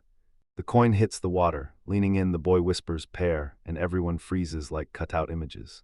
The fountain detonates. He ducked just in time, staying unharmed while the rest were scattered. Paracelsus leans on the fountain as everyone, and the water drops crash to the ground. Paracelsus stood up stunned. The recipe actually worked, turning water and valerian straight into vapor. He creeps forward, thinking the Dark Knight is holding back, but ends up taking him down. Now he prays the knight survived. If his enemy dies, he's trapped in this world forever. The boy hits the dirt, dazed by the blast. Nora's eating dinner when the doorbell rings. Unexpected guests have arrived. She opens the door, thinking Paracelsus forgot something. Lexus blocked Nora, flashed a smile, and wished her a good day. Nora froze, paralyzed in a stupor. She orders her monster dad to transform and hits the astral shops, unaware Elias is closing in fast. She told her dad about a telepath who only reads surface thoughts. The monster dad asks why. She says if the reader strikes first, it ruins Elias's fun. Nora bets flattery will lure the spirit back, so she starts plotting, assuming the old man is as calculating as her, but her dad's furious it's all just a guess. Nora begged her father to see the good in Elias. Nora's desperate for the old man's power, but her dad's stunned. Does she really want to kill him? She says it's just one option. They'll decode his meaning before spinning it, so the father shouldn't worry. She orders a swap if he gets distracted, but the dad asks what to do if his son wants to stay over. Don't take the offer yet, prove your worth first, then play by your own rules later. The monster father hated sharing a body with a spirit. The girl says bonding reveals the enemy's weakness, but he can't bring himself to do it while possessing his own daughter. Nora retorts he might be innocent, but his weakness will kill his daughter, making his current struggles look like a joke. Back in the present, the father in his daughter's body gives Elias a formal greeting. Shocked, the girl asked what Elias was doing there. Elias dropped by to see her, asking if she was surprised. Her dad welcomed the unexpected guest, and Elias laughed cheerfully. She steps aside, offers tea, and invites them in. Nora telepathically orders her dad to be hospitable, and he reluctantly agrees with a forced smile. At Bix's magic shop, Norn reveals poor Kiko spotted a zombie near Paracelsus's house clutching linen-wrapped flesh. She unrolls the canvas over the corpse's hand, revealing it's part of him. Mudrin asks, can the dead be controlled? Norn confirms it's real, but it's complex and easily ruined. The catch, it's a forbidden curse. Norton's magic is rare because crowds weaken it. Since Paracelsus is here, a gifted user must be responsible. She orders Zerman to stop tailing her and find everyone but Colic. Barrow obeys. Norn worried about Paracelsus. Paracelsus lay by the broken fountain. He finally snaps to, wiping the dirt away and scrambling up. He spots the Dark Knight, stunned he forgot his powers when suddenly, a hand grabs his leg. Paracelsus slips the zombie again as the Dark Knight rises, fuming that I trashed his massive body collection. The man glared at the boy, vowing he'd never forgive him. Dark Knight orders the hero's leg ripped off, leaving Paracelsus shaking in terror. The zombie skull sat inches from his foot. The skull bursts into flames, shocking the boy. Two girls behind the house worriedly beckon him over, asking if he's okay. Paracelsus crawls forward, but the moment the Dark Knight sicks the zombies on him, he springs up and bolts. One girl preps magic while the other holds the line, slamming a fireball into the zombie. The fireball swelled and blasted forward with surging power. The ball detonates, obliterating the zombie beside the villain. Three friends flee. The boy looks back, but the sword girl screams to keep moving, don't look back. The girl fights off the zombie, shoves it back, and impales it with her sword. The boys bolt and Paracelsus hunts for their identities. He tries to speak but gets silenced. Behind him, the Dark Knight shouts. He yells they're trapped without him, he's already won. The heroes rush the castle. Paracelsus is exhausted, but he wipes the sweat and pushes on with his squad. He fires a warning spell, lighting up the sky as the girls cheer and drop the ladder. She orders him to run, and he bolts. She stays behind, holding off the massive zombie horde. He greets two girls, one aiming at a zombie. Startled, the blonde leads him inside while her friend screams for the others to wake up. Paracelsus and the girls head down on high alert while the boys slip into the hall. The genius witch Goldie shakes hands with Paracelsus and introduces her knight, Sylvia, a former jobless city girl who greets the boy with a smile. The magician introduces shooters Violet and Rose plus Lily and Dahlia. The rest aren't ready, only these six can fight. S try to make it faster. Goldie reveals they were kidnapped for the Dark Knight's dream. Paracelsus asks what it is and she replies, he dreams. Goldie taunts him for failing to wash off her makeup, claiming she's strong and beautiful, while he insists she lacks a wizard's magical seal. Goldie wondered why he vanished and what he discussed with the Dark Knight. Goldie demands the truth as her knight levels a blade at the boy. Sword drawn, the boy reveals his two spirit gifts while the Dark Knight prepares to steal them. Terrified of the girls, the boy lies. Sylvia warns that sparing him fuels the Dark Knight's power and demands his death. The boy recoils in horror. Goldie thinks he wiped them out solo to better attune his powers. Paracelsus claims he's an ally, offering to help crush the Dark Knight if they team up. Sylvie stays alert, watching closely. Sylvia stomps the boy's chest and bashes him with her shield. Paracelsus hits the dirt, and with a blade at his throat, she demands to know who he thinks he is. Sylvia says they've survived a year thanks to local help and the sacrifices of those who died stepping on the boy. The girl screams, asking how a guy just saved from zombies can help. He apologizes as Sylvia lowers her blade and walks away. Goldie apologizes and asks how he survived the night. Wiping blood from his face, he explains that combining his two powers found the way out. Goldie asks about his second power, but Paracelsus refuses to reveal his trump card. When she pushes, he snaps. If joining means sharing his secret, he'd rather fight the zombies alone. She teams up, promising to bring him food so he avoids the second floor while under watch. Paracelsus watched in silence as the girl walked away. Night falls as he weighs his noble lies, realizing if he's buried anywhere, he'll be the girl's enemy. Regretting his lies, he thinks it's over, until Nora's projection appears to reassure him. He smiles, hearing her voice and knowing that's exactly what she would. He gasps in shock at the girl, but she shushes him, revealing she's just a figment of his imagination. She credits her look to the real Nora. He thanks her and asks how she's doing, but she only knows what her master knows. Paracelsus looked up, praying Nora was safe. Back home, the girl trembles, naked and bloody, sobbing quietly. Hours before the battle, the rabbit zips through alleys to Paracelsus's house. The rabbit's baffled. He's been running for ages, but his math says he should have reached the boy's house long ago. Alias flexes his powers to the girl, boasting about his unbreakable barter and a beam that destroys everything, then smirks and asks if anything's stronger. He says clashing with equals is a rush, admitting he went all out just for the thrill. The girl tries to hide her shaking, but she can't stop smiling. Nora watches the projection as the old man drones through 6 stories. Her dad is locked in, but Nora knows she'd never be that patient. Empowering Outworlders and summoning aliens was a success. Elias noticed the praise, and Nora quickly agreed to stay in his favor. She claims Elias is the forefather of all magic, not humans. Touched, Elias admits she read his mind perfectly. He claims fear and morality are chains. He once gave humans infinite magic, granting them total freedom to build or burn entire worlds. Alias hated people's nonsense and craved a world of endless competition. The girl asks Elias about curse magic, claiming her shaman training proves it's different from regular magic. Elias just smirks, dismissing her logic as a role-playing game with silly. Kurz spouts nonsense, enraging Nora's dad into challenging the spirit to a duel. The man eyes the girl while a nearby projection watches them both.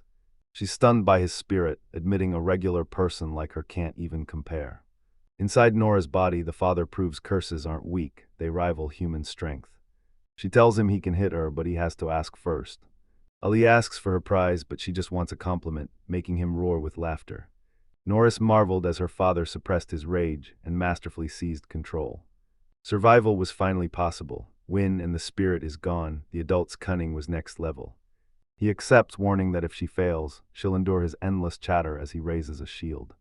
Alias warns, nothing passes this barrier unless it allows it. His fingers glow with blinding light. It's a ray weapon, surrender now or he'll burn her to ash. She accepted her fate without a flinch. She asks who'd listen if he burns her to ash, and he finally realizes he messed up. The spirit pivots, using Needle 43 to print 24 hours of magic. Without it, even curses are useless. She backed away in terror, demanding to know his power. Alias coldly replied, running is useless. The needle pierces her chest. She hits the floor in pain. Elias laughs, declaring victory with a smirk. He nervously asks if she's in pain, but she just sits down and laughs it off. In Nora's body, the father recalls brewing tea, talking for hours, and agreeing to a duel, forging their bond. The needle pierces Alias's chest, catching him off guard. He thought the sealing charms would block the hit. The men are baffled by her power, thinking she struck first, but she reveals he just borrowed her energy for the real hit, leaving the spirit to die in total confusion. She thought Alias's spirit form was curse-proof, but her feelings for him were undeniable, even through the fear. He panicked and used the sealing's power to block her curse, making him predictable. She landed her strike, and while he's impressed, his magic is now sealed for good. Pointing at Elias, she mocks him. He can't pull the needle without breaking the spell. So much for his limitless magic. Dad says the ray and barrier are elite, just like the skill-granting power. The guy starts panicking. Father insisted 3 skills were enough to crush the enemy, telling Nari not to worry. She quotes Aleya, humans are pathetic, wasting their potential and destined for decay. The man gapes in terror. She turns dark and cursed, glares at the man, and asks what he'll do now. She readies a leap, confused by her new form, while the man smirks. His skills are finally live. Alias draws a knife from his robes, lunging at the girl mid-jump. Nora's clothes vanish as she hits the ceiling. Her stunned husband thinks she jumped and warns her not to go so high. She slowly cranks her head 120 degrees to rattle him. The girl's extra eye reflects every strike, but the man keeps lunging with his knife. He survives being sliced in half, so Nora realizes attacking this immortal freak is pointless. Nora dodges, betting the needle disabled his new magic while she hunts for his original power. She's out of time. If the barrier resets, she's dead, so she lung. She grabs the object and the man from the notebook reappears, warning her that this is exactly how she'll die. Nora begs the projection to speed up and the man cuts the timer to 1 second. She ducks behind the fireplace, knowing she'd be dead if he wasn't hallucinating. The tea and incense reveal her secret trick for staying hidden. Nora didn't expect a win, but the weakening needle gave her an opening she couldn't waste. With the tea and incense fading fast, she didn't wait for the old man. Nora knows the spirit is an ancient parasite. To stop the curse, she's ending it now by killing her husband. Nora decks the man, apologizing to her father for the help. His spirit reassures her, baring his fangs to shred the enemy as her doppelganger follows up with a massive kick. The doppelganger lunges, clawing the spirit's face, but the man swings back. The old man cheers, direct hit. The double loses an arm and takes a massive chest wound, but a sudden warning to Nora about 2 more attackers shocks the old man. Norm gripped Alias's hand. She plunged the blade into his chest, and he let out a heavy sigh. She invites her dad into her slave room, leaving him baffled. Suddenly, the spirit shatters her seal. Nora yanks her hair free and steps into the massive room. A voice screams a warning, "Don't touch the slave's curse." The opening revealed leather walls and a slashed fragment. Hoping it's enough, she nods as her dad checks on her. Nora asks if he'll master the skill. His dad says yes and climbs into the skin. A shadow looms in the tunnel. Nora promises to stash supplies for her father's escape. He jokes about being bait, but she tells him to keep training. Nora grabs the sword and enters a man's projection, but the spirit is busy and kicks her right back out. The girl returns. Her dad warns her, but you tell her to ditch the sandal. On the floor, an enemy lies with a hole in his chest. Nora swings. Ilias moans about his legs, but his dad stays cool and asks Nora to cut again. She agrees one more time, just in case. She sliced him into 5 pieces. Exhausted, Nora collapses and grabs Ilias' head. She chants to purify his soul and stop a curse, focused only on ditching the body fast. Nora tried to relax, but her father's words haunted her. Murderers don't rush to hide victims. Sleep was now impossible. Severed and mangled, the old man's head keeps talking, stubbornly refusing to sleep. Nora backs off as the man rants that he hates sleep. He can't stand missing the action. She recoils from the talking head. Grandpa smiles, saying he hates bedtimes. Satisfied, he praises the girl, slits his throat, and the spirit instantly raises a barrier. Smirking, he corrects her. He's only used those 3 skills for a century, and 2 are plenty. He then summons secret cheat and regular catalogs to pick any power he wants. The old man recovers, 4 tentacles sprouting from his head, as he reveals the cheat catalog's hidden restoration skill. This power regenerates the spirit, spawning a puppet doll at its core. She froze in horror as he revealed his magic was infinite compared to mortals. The spirit reclaims its body, swelling to triple the girl's size and bragging it can transform too. He cleared the path and offered her the first strike. Nora froze. She knew she stood no chance. Nora knew a knife wouldn't stop him, and failure meant death for her and her father. I apologized for my weakness as the enemy admitted he feared injury, but now he's saddened. He asks if she surrendered everything, says nothing changes, and waves a final goodbye. A rabbit leaps in, kicks off the ceiling, and slams the man. Rabbit smashes the enemy's face, stunning the girl. Nora blanks on the rabbit's name, but he introduces himself as Tutori. He overheard everything and asks what that creature was. Nora's answer, it's a monster. Nora warns the rabbit, only the man's picks pass the barrier. 1 scratch in his chest device repairs the shield instantly before he blasts them with light. The spirit realizes he. Wiping his face, he stood firm against the beast man, claiming it was just a human alchemical error. The enemy mocks the rabbit as a disgusting hybrid, but he's got a message for the burrow. If they survive, he'll spill everything. Rabbit swears the Alan Wake store isn't the enemy. He'll die to prove it and get her out safely. The enemy mocks his trembling legs, telling him to stop acting human. Fear is natural for a weak herbivore, but suddenly the rabbit leaps back. Tadora calls himself a loser Alias can't even hit. Alias fires another beam at the rabbit. The enemy keeps firing. The rabbit leaps, strength fading and victory looking impossible. The man sees the rabbit speed up and asks if he's in a rush, while the beast man bounces around the room. TOTOR Cyrillic letter 456 remembers Normko's words about unique beastkin powers, finally awakening his own strength while facing a deadly foe in pure terror. Fear consumed Tater, leaving him with one thought: escape. The rabbit stops hopping and silently surrounds the enemy. The rabbit thanked the alchemists for his gift, but Norn revealed it's a rare, recent discovery. Mid-clash, the panicked rabbit hits insane speeds. The tutor screams at the beast, baiting it with a show of power. The enemy brags he's invincible, no attack is fast enough to break his barrier. The enemy tries to speak, but the rabbit shatters the barrier and uses a spirit's hand to punch his eye clean out. Beastman Cunning left the enemies stunned. His body starts healing. She realizes decapitation isn't enough anymore. Nora yells for Totori to aim for the body, hyping him up for the win. Beastman rips out the heart and the magic artifact inside. The girls won the fight for the blade.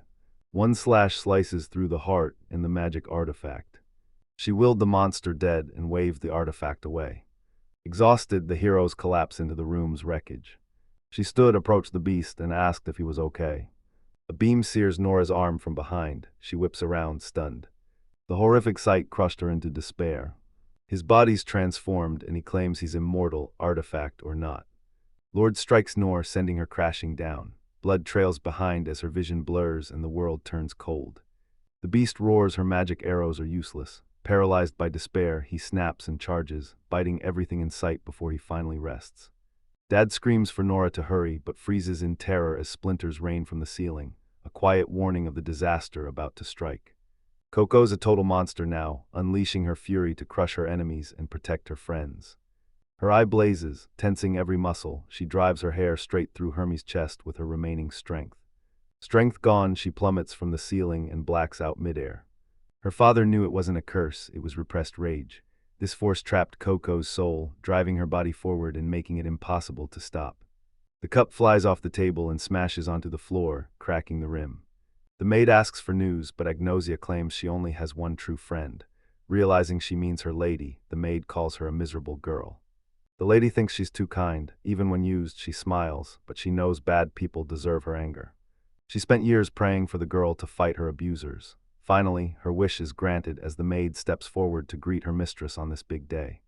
Agnosh fought back tears of joy. Her friend finally faced her weakness and exploded in rage at someone else. Tater watched in a panic, realizing he was facing an unknown monster he couldn't even understand. Nora reveals the beast is Coco, their rescued ward. No one knows why she's mutating, but they're certain she's no enemy. Toru bandages her severed arm, promising help soon. He's desperate to end her pain, but there's a massive catch. Taking her hands, the rabbit told her not to worry. A traitor had kidnapped Paracelsus. He made her rest and recover first, promising to explain the strange incident once she calmed down. Nora screams Coco's name, praying she can hear her despite being frozen and motionless. The maid screams her master has been kidnapped, begging for help, but the tutor stops her, insisting she stay calm and wait for the right moment. After spooking the rabbit, the elf girl regains her cool and rushes forward to accept the invitation. Nora leaps onto transformed Coco, ordering the guest to race to the kidnapping site while the father's spirit sits alone in a strange body, drowning in grief. Paracelsus agonized over Norison's reaction, picturing the shock and mental chaos she'd face once she learned the truth. Fake Nora warns they're facing two massive problems, and they need solutions fast. The zombies are the real threat. Since the Dark Knight can revive them forever, fighting is a waste. They have to hide and save strength. The situation is looking hopeless. Problem 2, the mirror. Even if the zombies vanish, the real threat remains just as deadly. If the Dark Knight escapes alone, the others are trapped in the mirror world forever. If he finds them useless, they're finished. Even if he gets out, they won't leave unless he chooses to save them. Paracelsus wondered why the enemy didn't just end the fight with a massive zombie wave, but fake Nora thinks they're holding back for a reason. The Dark Knight demands the boy's powers, refuse, and he's left to rot with the zombies. He'll return in 3 months for an answer, words Nora recognizes from their first meeting with the owner. He knew the enemy couldn't direct control zombies. From another realm, he wondered why they wanted to master his skills. It felt like a threat, but now he knows every move has a "Don't rush in screaming, hide your trump card for the perfect strike to win." Paracelsus agrees, he's not staying here forever. Her wisdom stunned him, her calm words brought instant relief, crushing his anxiety and filling him with confidence. Nora humbly credits her mentor for every genius idea, downplaying her own role. Her sincerity leaves the boy flustered and glowing with joy. He realized the girl was a fake, just a reflection of his own desires. Knowing her sweet words were all in his head, he felt pure shame for falling for the trap. Nora says the host just needs support from someone close, and there's no shame in that. Sizing him up, Paracelsus decided to trust only his own wits. Nora has 3 simple powers: appear before her master, soothe his pain, or grant him a merciful, painless death. She stresses she only has 3 jobs and warns him to remember those limits, sounding polite but worried. As stick to peace or joy, the maid felt a calm joy. No matter the trials, they'd stay together. Even at the very end, she adds even the real Nora never got that honor before vanishing into space. The kid's panicking, but he quickly locks in, takes a breath, and focuses on the situation. The inner gardens are now a massive, self-sustaining farm, providing everything the residents need so they never have to leave. The soil is soft and primed for sprouts, proving an expert is prepping this place for peak growth. Paracelsus spent his days toiling in the fields with his father, leaving his body so wrecked that every movement was pure agony. He questioned why muscles tire and how to trigger recovery. Paracelsus expected skeletons and ghosts, but only found zombies, realizing the world's master has major skill limitations. Zombies are easier to control than skeletons because they have muscles and brains. Skeletons need extra magic just to move. If one page is this draining, controlling a zombie army is madness. He hunts for a low-effort way to shred their muscles, but his ideas are useless and lethal to humans. He snaps his head, staring at the sudden distraction. Soil fills his palm, and an ecstatic Paracelsus spins wildly, greedily exploring the area.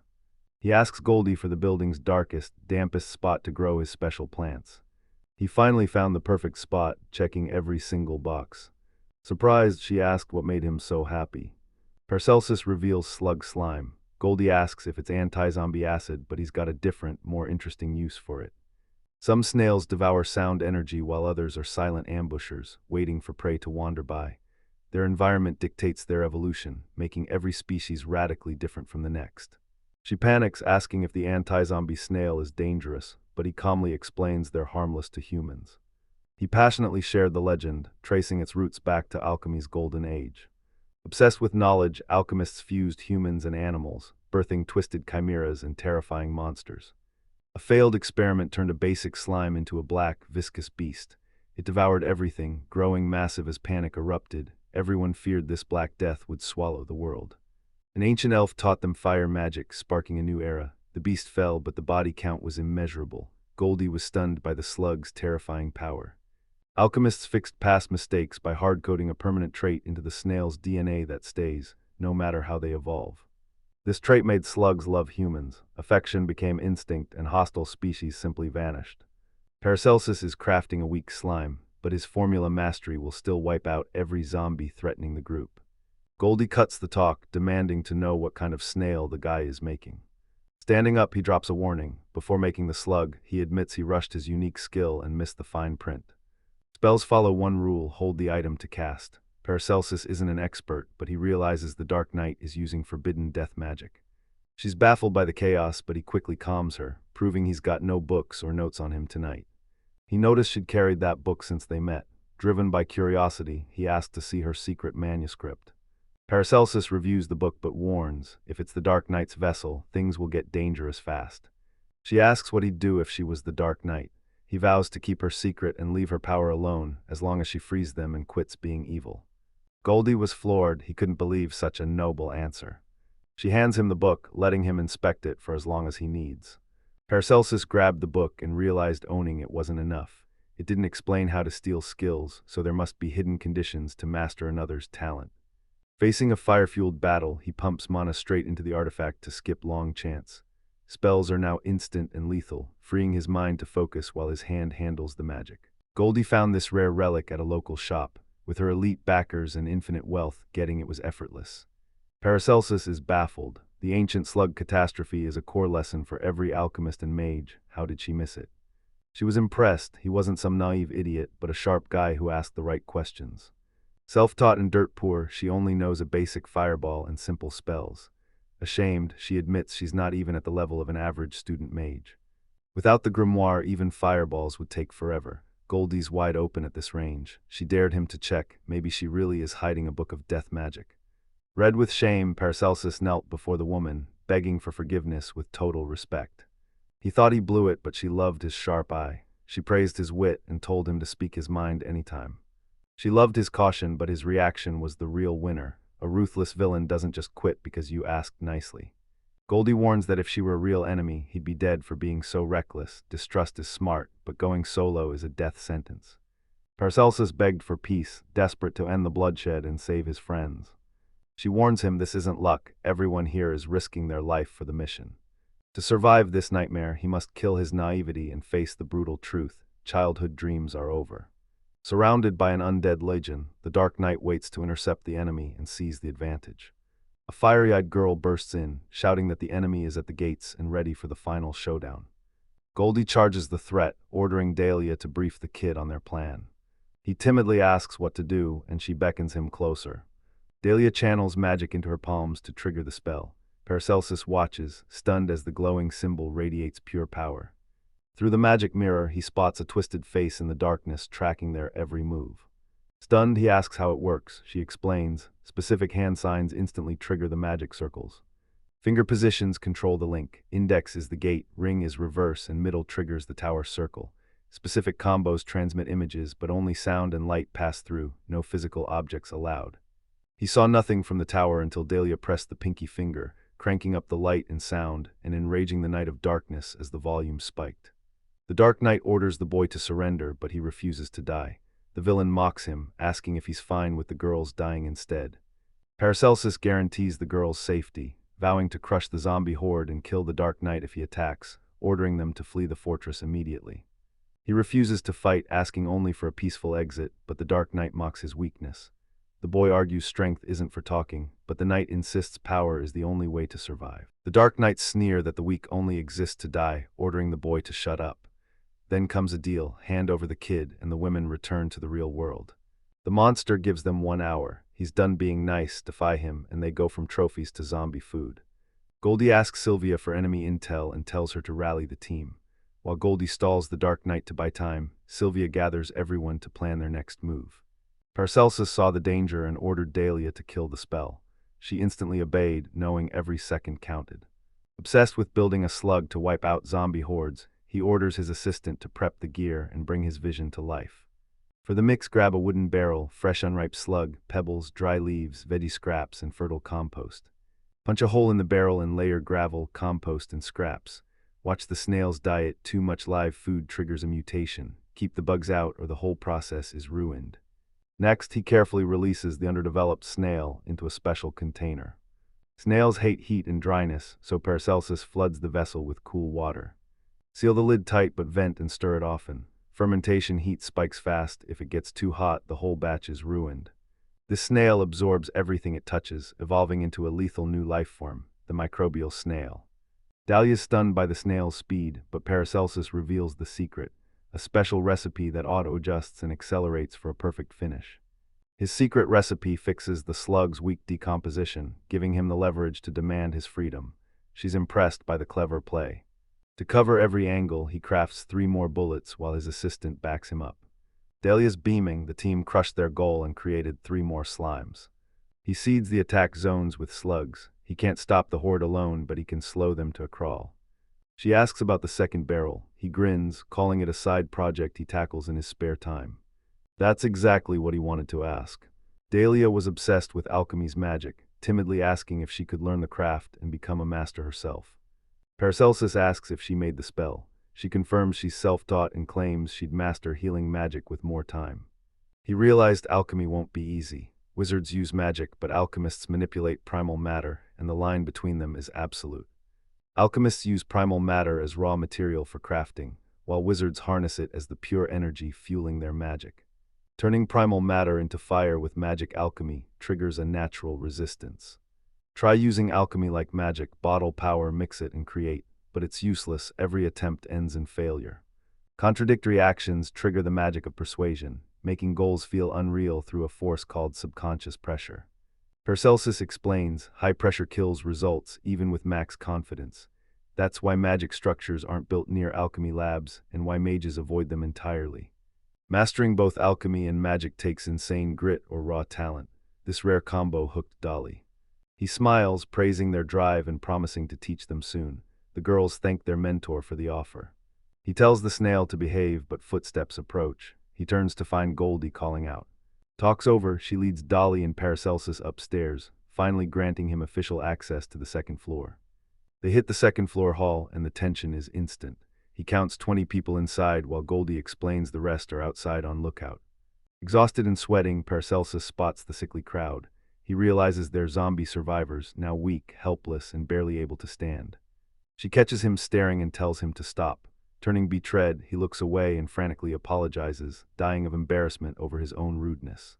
Goldie introduces the newcomer, betting they've already heard the rumors. She reveals his secret. He can resist the Dark Knight, giving them a real shot at winning. She's sticking. Lily demands their odds against the Dark Knight.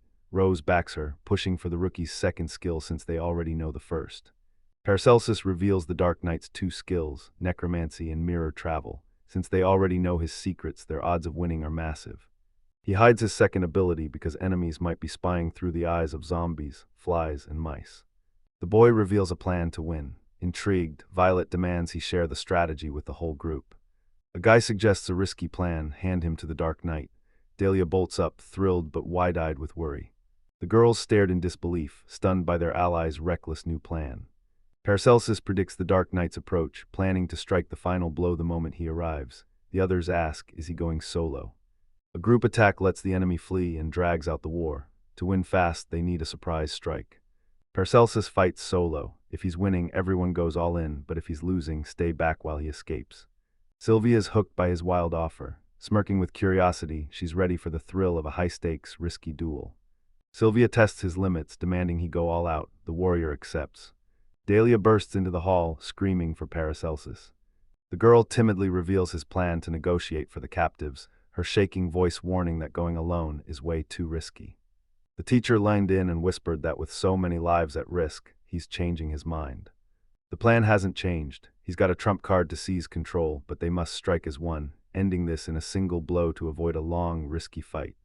He tells Dahlia she's the only one he trusts, whispering for her to guard his gift, and moved by his words, she instantly agrees.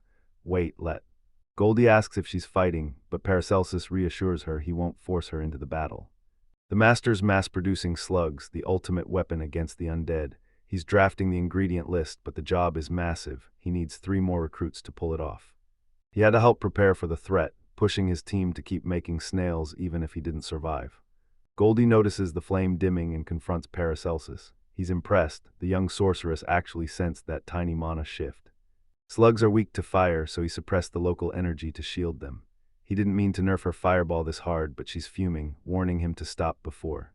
Goldie offers backup, but Paracelsus insists on handling it solo. Impressed by his confidence, Goldie makes a request. She begged him if the Dark Knight destroys everything save Dahlia, she's too young to die.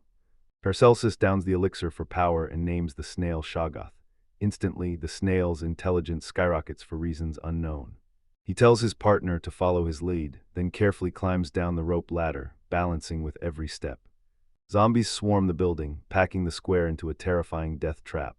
The warrior watched closely, doubt clouding his face as resolve and uncertainty battled within. At the heart of the chaos, the Dark Knight commands his invincible army with absolute authority. Paracelsus knew the stakes were high. His enemies kept their distance, fearing his power. The Black Knight was stunned. He thought the girls would keep the secret, but things went south fast. Wasting no time, the enemy aims to hack off the boy's legs to stop him cold, only willing to hear pleas for mercy once the kid is crippled and helpless. Paracelsus hurls the Shoggoth slug at the zombie army, distracting them to gain a brief edge. The Dark Knight orders his men to defend him as a giant snail charges. The kids nail a zombie, and the warrior orders the rest turned into fertilizer to stop the spread. The Dark Knight's zombies evaporated instantly, leaving him alone and paralyzed with shock. That night things got even creepier as the discarded slug suddenly ballooned in size, shocking everyone as it grew right before their eyes. Paracelsus loves the solution and orders more zombie composting, shouting, add, and add again. The Knight of Darkness sensed the danger. Gorging on charred remains, the slime surged with power, ready to consume both the army and its master. Slugs lunge, snatching a zombie as the leader freezes in terror. They engulfed their prey in slime, growing larger by the second. Paracelsus watched in terrified awe as his assistant ballooned into a massive slug. Desperate, the Dark Knight barks orders to his panicking zombies, demanding a surprise ambush to end the hero for good. The undead horde surges forward like a screaming wave, striking pure terror into the young fighter. The Dark Knight flees to save himself, but Paracelsus refuses to let him escape. Screaming in rage, he charges through the undead horde straight into mortal danger. He dives into the giant slime Shogur, sinking into its sticky, pulsing core. The assistant forms an air pocket for its master. The boy frantically searches himself, finally finding a small pouch. Thankfully, it's still dry. Paracelsus orders his strange servant to launch him skyward, and the emotionless beast obeys, hurling the alchemist into the clouds with world-shaking power. High up, he fights his fear and locks in. Once the enemy appears, he hurls the pouch. The hero's fuming after missing his shot, but Dahlia predicted his failure and is already stepping in to fix it. She screams she needs the light and bolts south. She casts a flight spell, warping the wind to rocket the bag straight into her target. The wallet drops before the Dark Knight. Paracelsus's magic circle worked. He thanks his assistant and dissolves into the Shoggoth. To ensure a hit, Dahlia ignites the pouch, boosting its speed and manually steering it to the target. The Dark Knight froze, staring at the bag, until it suddenly flashed and exploded, blasting him with hot debris. Paracelsus cheers at the blast. His plan worked perfectly. Violet cheered as their fire scorched the enemy. Rose agreed, both girls stunned by the massive power of their joint explosion. Paracelsus was floored even from a distance. The blast's searing heat and force slammed into him. The Dark Knight claims no one survives that blast, but the warrior spots a survivor right as a massive explosion levels everything. Stunned and confused, he blamed the fiery sphere for everything. Baldy screams for everyone to stay alert as a massive threat charges from the west, leaving Rose frozen in terror.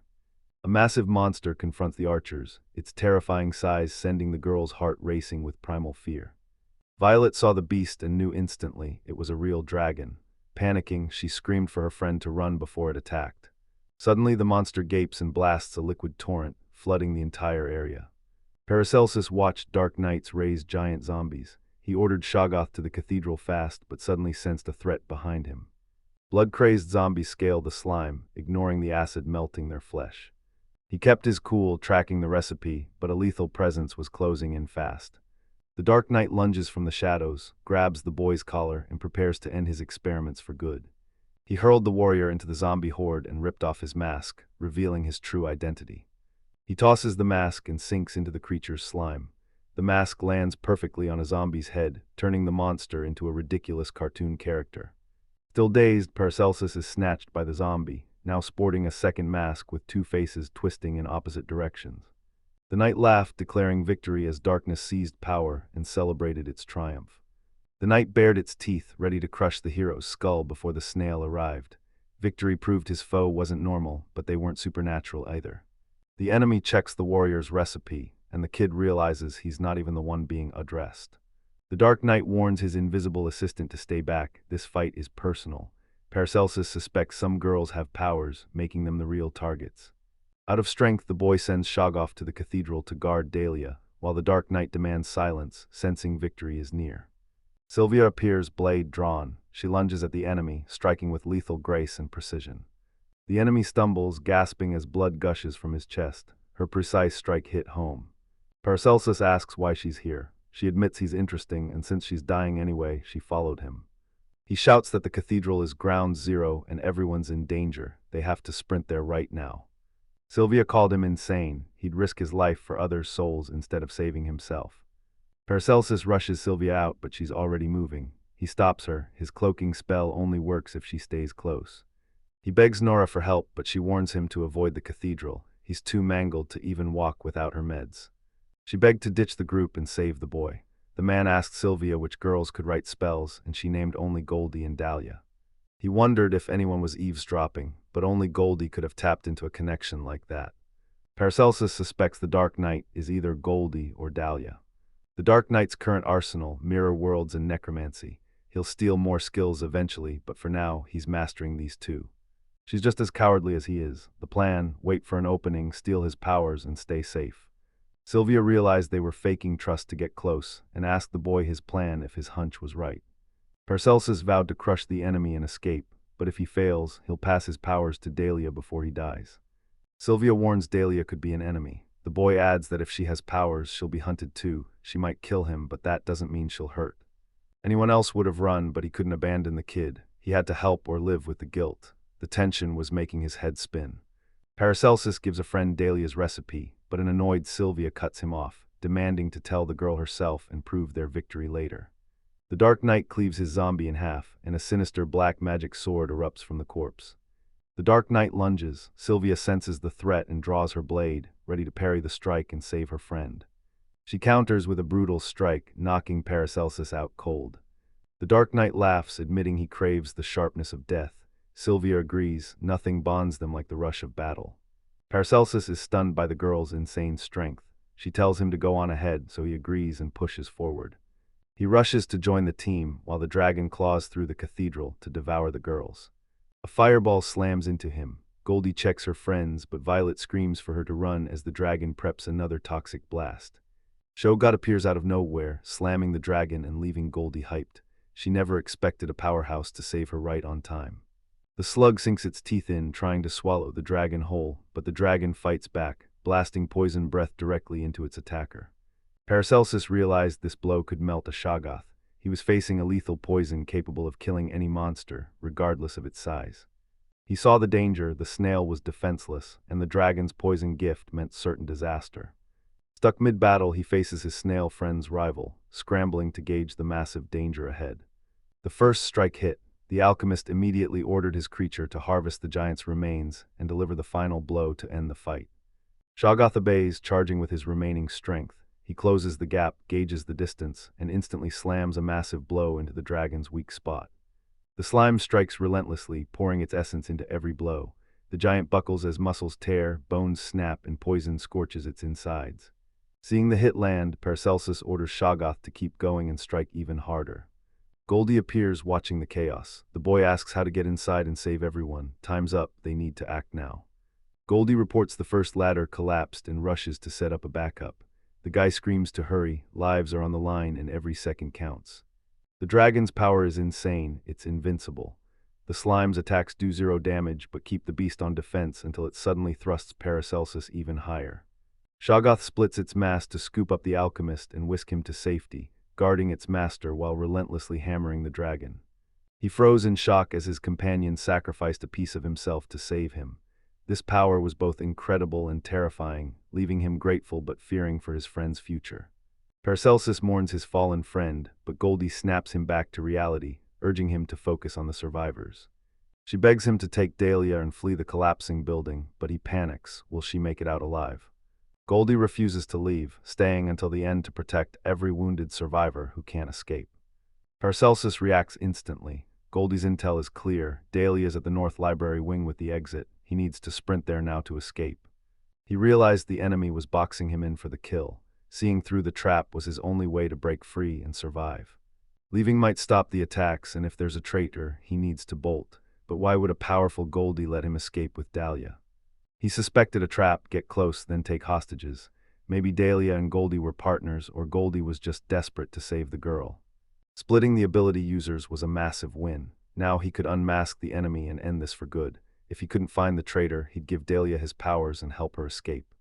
His enemies could have killed him long ago, but they didn't. Paracelsus realized they're keeping him alive because he has a unique power or recipe they desperately need. The teacher overheard everything and ordered Dahlia out of the shelter, but Dahlia looked down, admitting she wasn't ready to leave. He asks what she's holding. It's a spell book, and she says the place is full of them. Confused, he admits he can't read the book, asking if she's channeling magic into it to craft a special spell. Dahlia explains writing needs magic flow or it's just ink. Citing Grimoire Goldie, Paracelsus realizes the girl can cast a real spell by following the book exactly. She adds that besides transferring magic, the symbols must be mirrored. The letters are mirrored and writing them right is everything. One mistake and the spell backfires. In this mirror world, everything is reversed. A sudden flash of insight hits the alchemist. He knows the way out. He beckons the girl and whispers, time to escape. Paracelsus realized Goldie had real magic. Her talk of war meant this book was from the mirror world. Why lie about finding him earlier? He figures she just panicked, but then Dea reveals a secret passage hidden right in the tunnel. He finally realized Goldie's lie was a setup to get him closer to the student. Trapped by the enemy's scheme, Paracelsus yields. He sends Dahlia ahead, promising to signal when it's time to pivot. He takes the lead to protect his partner, pushing deeper into the dark dungeon and trusting their instincts to survive. Inside the ruins, Goldie coldly tells the dragon that two travelers already escaped through a secret exit. She whispers a spell, forcing the flesh vessel to stop feeding and fade into oblivion. She fumed that the stench was torture, making working with dragons impossible. Giant vessel-less monsters were too unpredictable, so Goldie stuck to zombies. The Dark Knight admitted he got carried away, but Goldie issued a final warning: disobey again and he dies. Goldie panics that one surviving slime could spell disaster, but the Dark Knight swears he wiped them all out. He demanded the hit on Paracelsus, warning that the kid's freakish strength nearly broke his team, and Goldie calmly hands the job to the executor. The knight laughed, hungry for another clash with the warrior. Nora and Coco leave Paracelsus's home, heading into the dense forest to find him. They reached a small, safe-looking pond. Nora saw the psalmodist was right. The pond reeked of dead spirits, but the source was buried deep beneath the surface. She realized the water's a portal, its reflection linking our world to parallel dimensions. Nora realized his past recklessness meant a powerful rival had been stalking him long before they met.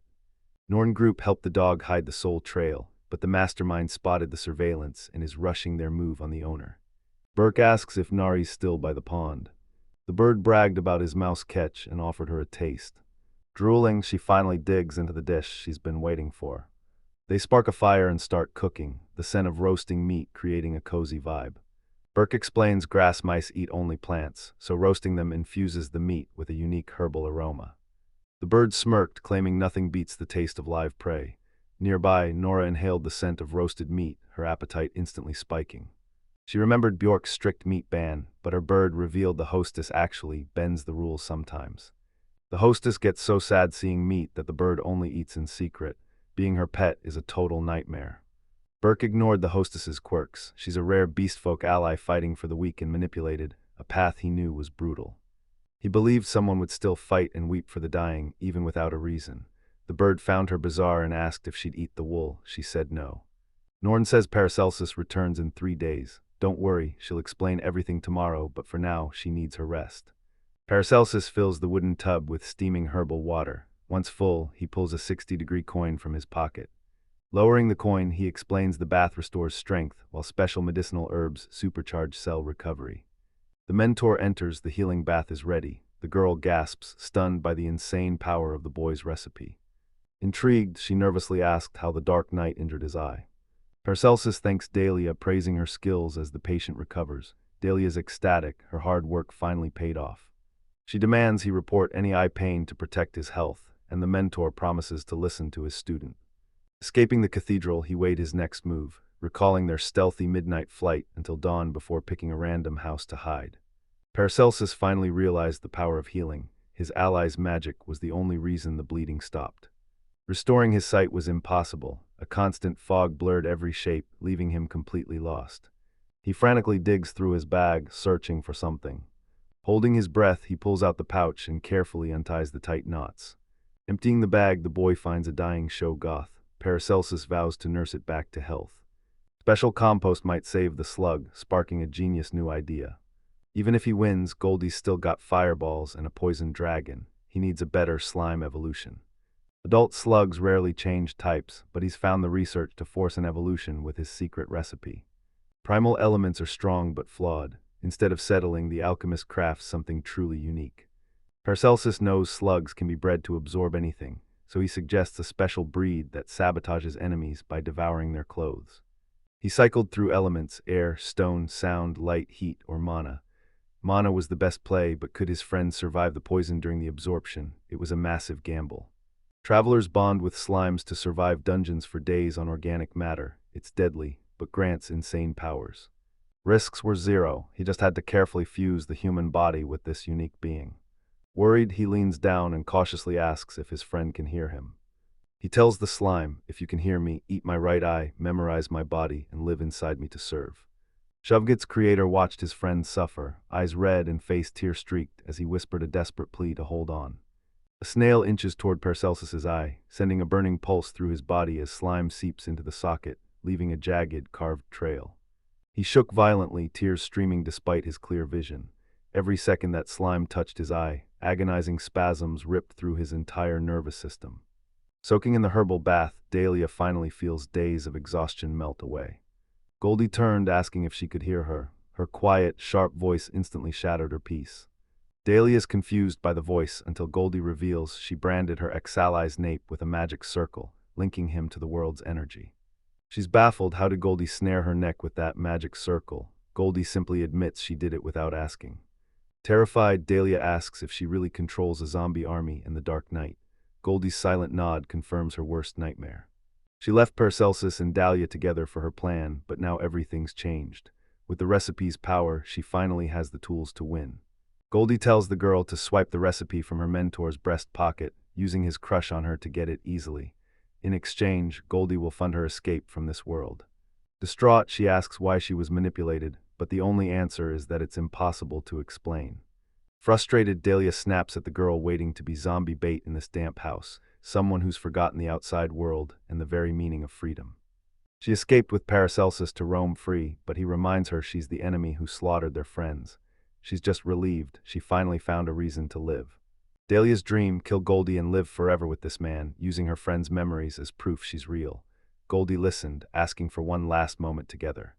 Paracelsus is thrilled as the pain vanishes, his right eye is back, and everything looks sharper and brighter than ever. He looked around, stunned. Reality was razor sharp, like the world just upgraded to 4K.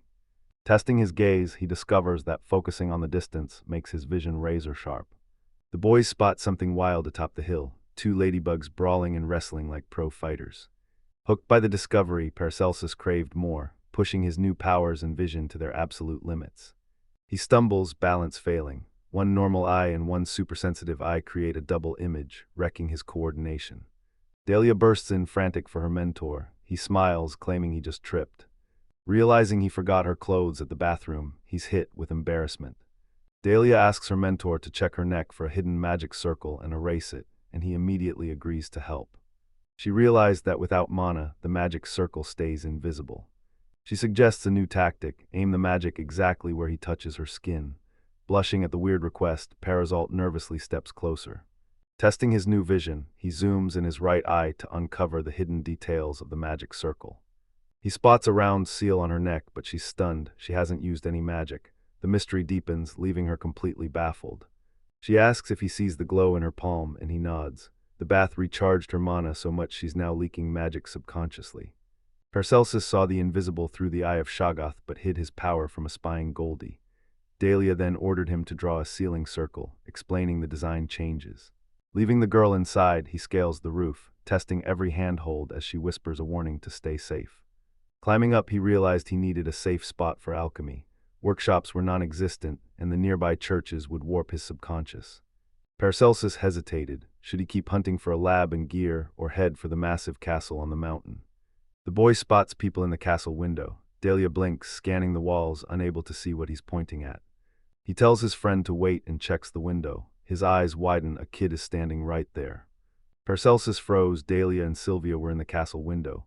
His companion watched, baffled by his sudden, intense panic. Mentor asks if she's seen the castle, but Dolly says no.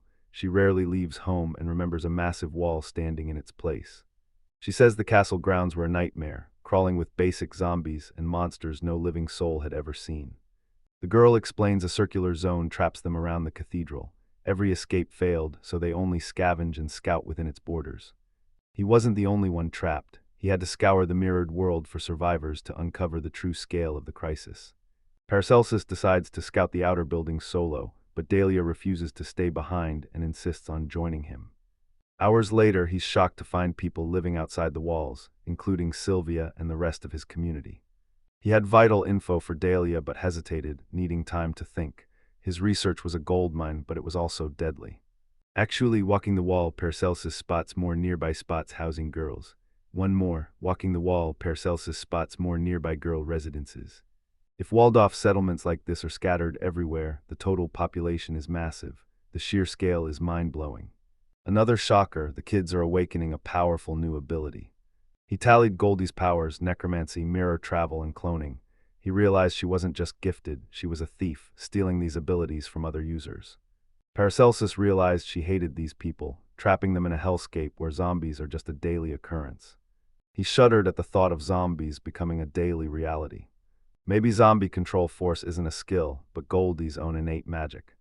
It's wild, thousands of people hating forbidden magic are subconsciously draining its power. The mirror world has no people, meaning zero magic limits. He realized creating beings who see forbidden spells as normal would use their subconscious to supercharge the power. This explains how Goldie controls a zombie army solo. Inside the reflection world, her necromancy is supercharged. Paracelsus watches closely, Goldie's wielding forbidden magic. He made sure she heard him out. In this world, forbidden magic isn't just legal, it's boosted, and magic expert Dahlia wasn't even fazed. He claims these three powers are divine, but this place might be the source of forbidden magic. Goldie's power is the exception. It warps reality itself, needing no foundation at all. Dahlia realizes forbidden magic traps everyone, and Paracelsus reveals the truth. The captives on the other side are just like them. Worried, she asks if parallel versions of her exist, and her mentor confirms it's the most logical theory. Her memories were a blurred mess until she realized she might be a copy. Suddenly, every piece of her life clicked into place. Paracelsus expected a shock, but the girl's reaction was massive. She looked shattered, realizing her entire life was just a lie. Goldie's voice echoes from the seal. Mockingly stunned, he solved the mystery alone. She tried giving them space, but realized he's sharper than he looks. She totally underestimated their chemistry. Beaming with joy, Paracelsus cups Daly's face, his fingers scanning her eyes for any sign of damage or change. Goldie watches the boys struggle, noting that removing the eyes is useless. The magic circles have already spread like shadowy threads to every vital organ. She sneered it'd be a shame if he hurt the girl. The threat hit home, forcing him to rethink his next move. He wondered why she let them go, knowing their book lie was already exposed. Goldie knew friendship wouldn't steal his talent, so she's playing the long game to gain a strategic edge. Don't blame Dahlia, her love was just a calculated trap. He scowled, realizing it was charm magic. Goldie learned plenty about Paracelsus. She's eyeing his second ability, but hides her interest and moves to the next phase. She calls him a kind hero for wanting peace, and when he confirms it, she's hyped there on the same page. Goldie asks for his power for 1 hour, promising to explain everything once she's done. He agrees, hoping she's telling the truth. The enemy lures him to the cathedral, but Paracelsus thinks she should have just stated her demands up front. Dahlia hangs her head, whispering apologies. She blames herself for following her mentor and causing nothing but trouble, tears of shame streaming down her face. He promises they're safe and leads the student back to the cathedral. Goldie used Dahlia's charisma as bait to force Paracelsus to hand over the recipe, telling the Dark Knight he could destroy it once she was done. Exhaustion finally hits. Drained and sleep-deprived, the boys stop to rest before pushing forward. Mentor spawns slime guards while Dahlia draws protective circles. With no rush to arrive, they take a break, and Dahlia realizes the mentor actually loves the little blobs. Waste-eating slimes love human filth, cleaning bodies better than any bath. They live in Paracelsus's intestinas. To keep his student clean, he gives her a helper, explaining that hygiene heals the soul, and Dahlia's all in. She's super ticklish and begs the snail to stop cleaning her. Paracelsus questions the beast, and Dolly reveals it's a rune seeker, a creature that spawns near magic circles and changes form based on the spell. She flows mana through her body to pinpoint the exact location and type of every magic circle. Dahlia reveals 2 seals behind her eyes and 3 in her gut, transmitting her location and every sound back to the sorcerer. Paracelsus asks if the circles explode, but the girl just smiles. If they did, she'd be dead. She unknowingly channels magic through her body every single day. She's finally cracked the code. Injecting the formula through the skin lets her tweak the circles to send vague locations and muffled audio, but one final piece is missing. Dahlia knew she'd just be a burden, so she asked to tag along. Paris insisted she stay close. Separation was too dangerous. He couldn't bear her being kidnapped and tortured with magical seals. He kept her close to deny Goldie another trump card. Dahlia understood the play. The girl beamed at the praise. Dahlia plans to nap after drawing. Paracelsus tells her to call him if she needs help. Wait, let him know right away. Detour or not, they'd reach the cathedral in a day. He knew it, everything ends here. He knew it was time to use the potion. This elite luck potion packs pure fortune for 24 hours. Extra doses won't help, so take small sips once a day for max results. Paracelsus split potions into 6 to save cash, but spamming them builds luck resistance and turns you into a failure. Limit it to once a month. He realized they had no plan, only pure luck. Mentor promises strength and tells Dahlia to drink. She agrees. He tells her bed's ready upstairs and he's staying right next door. She thanks him but secretly wants him to stay the night. He hits the observation deck and spots St. Herman's estate. The reflection tricked him, but the mansion is still standing. He enters Dahlia's room, greets her, and says they need to prep for the cathedral, forcing a detour. Paracelsus spots an alchemist's mansion nearby and suggests they use it. The girl asks, "Is it your friend's?" The boy says the estate belongs to his master, the immortal Saint Germain, but the teacher's brow furrows at the name. 2 hours left. He needs to craft an alchemical tool to make it, so he gears up and heads out. He noticed zombies stand in a perfect grid. If that formation breaks, it means survivors are nearby. Paracelsus spots the zombie lines shredded. Is someone else out there? He bursts into the building and finds Sylvia, who's shocked to see them. Result, relieved they survived, the knight asks Dahlia for magic help and she rushes over. Wait, let's make it more YouTube narrator. Sylvia thanked the girl, relieved she'd dodged disaster, but her luck was short-lived. Sylvia says the Dark Knight was a beast, a master swordsman with insane power. He completely outclassed her, but losing to him felt like pure joy. Facing the Dark Knight, she demands a rematch. She wants a fair 1v1 to test her limits. Paracelsus spills the truth. Sylvia realizes Goldie's the mastermind and they're just clones. The pieces fit, but she's still clueless about the world outside. Knight thanks Dahlia and tells the guys to give it their all. They ask her to join, but Sylvia declines, assuming they're staying the night. She warns him not to regret it. Paracelsus says it's time to go, and she agrees. At St. Germain's estate, the master and apprentice work in separate workshops. St. Germain is a top-tier alchemist, but he's dangerously paranoid about his secret recipes being stolen. Second workshop's a bust, so Paracelsus heads for the first. Dahlia's fuming. Teachers should share knowledge, but the boy's banned from even seeing the workshop. He just shrugs, telling them to find the truth themselves. He isn't.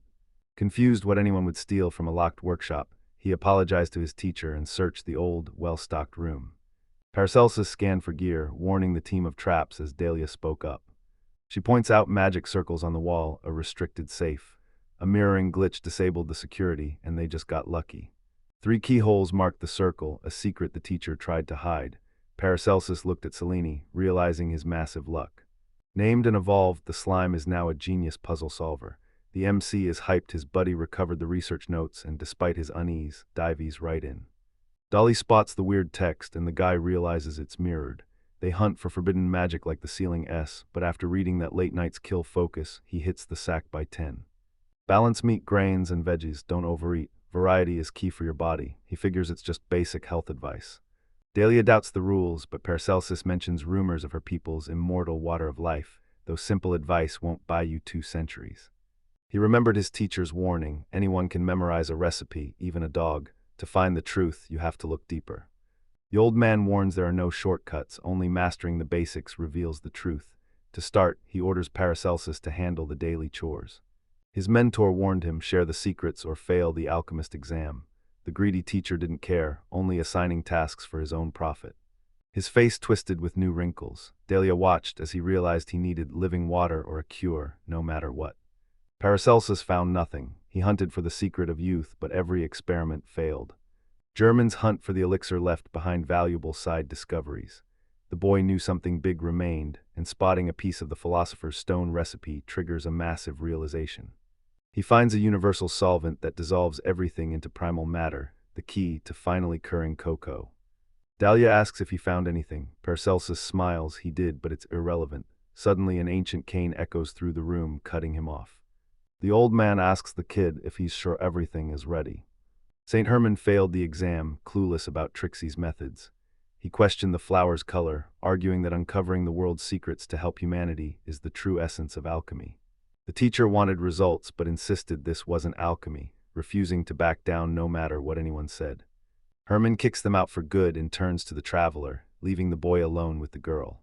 Paracelsus tosses the book into the fire. Dahlia's shocked, but he's determined to create everything himself. Mentor hands her estate clothes and asks if she likes them. She beams, loving the new look. The gear is fireproof and bite-resistant. It masks her magic, so keep the hood and gloves on until the fight's over. Paracelsus grabbed a telescopic staff from the armory as a heavy backup for the negotiations, though he doubted he'd ever actually use it. Dea hoped for a smooth ride, but her mentor warned of brutal choices ahead. It was time to plan for every scenario. He'll fight Goldie to the death, but first, the girl must pick a side. Dea reveals the magic circle inside her, A harmless hostage fail-safe she can't explain further. If she's a hostage, she wants to be left alone. She's drowning in questions. How long has she been here? Are her memories real? And when will she die? Her entire. Dahlia confessed that being a copy was a relief. It meant none of this was real. She couldn't stay. If escape failed, she begged Paracelsus to end her life.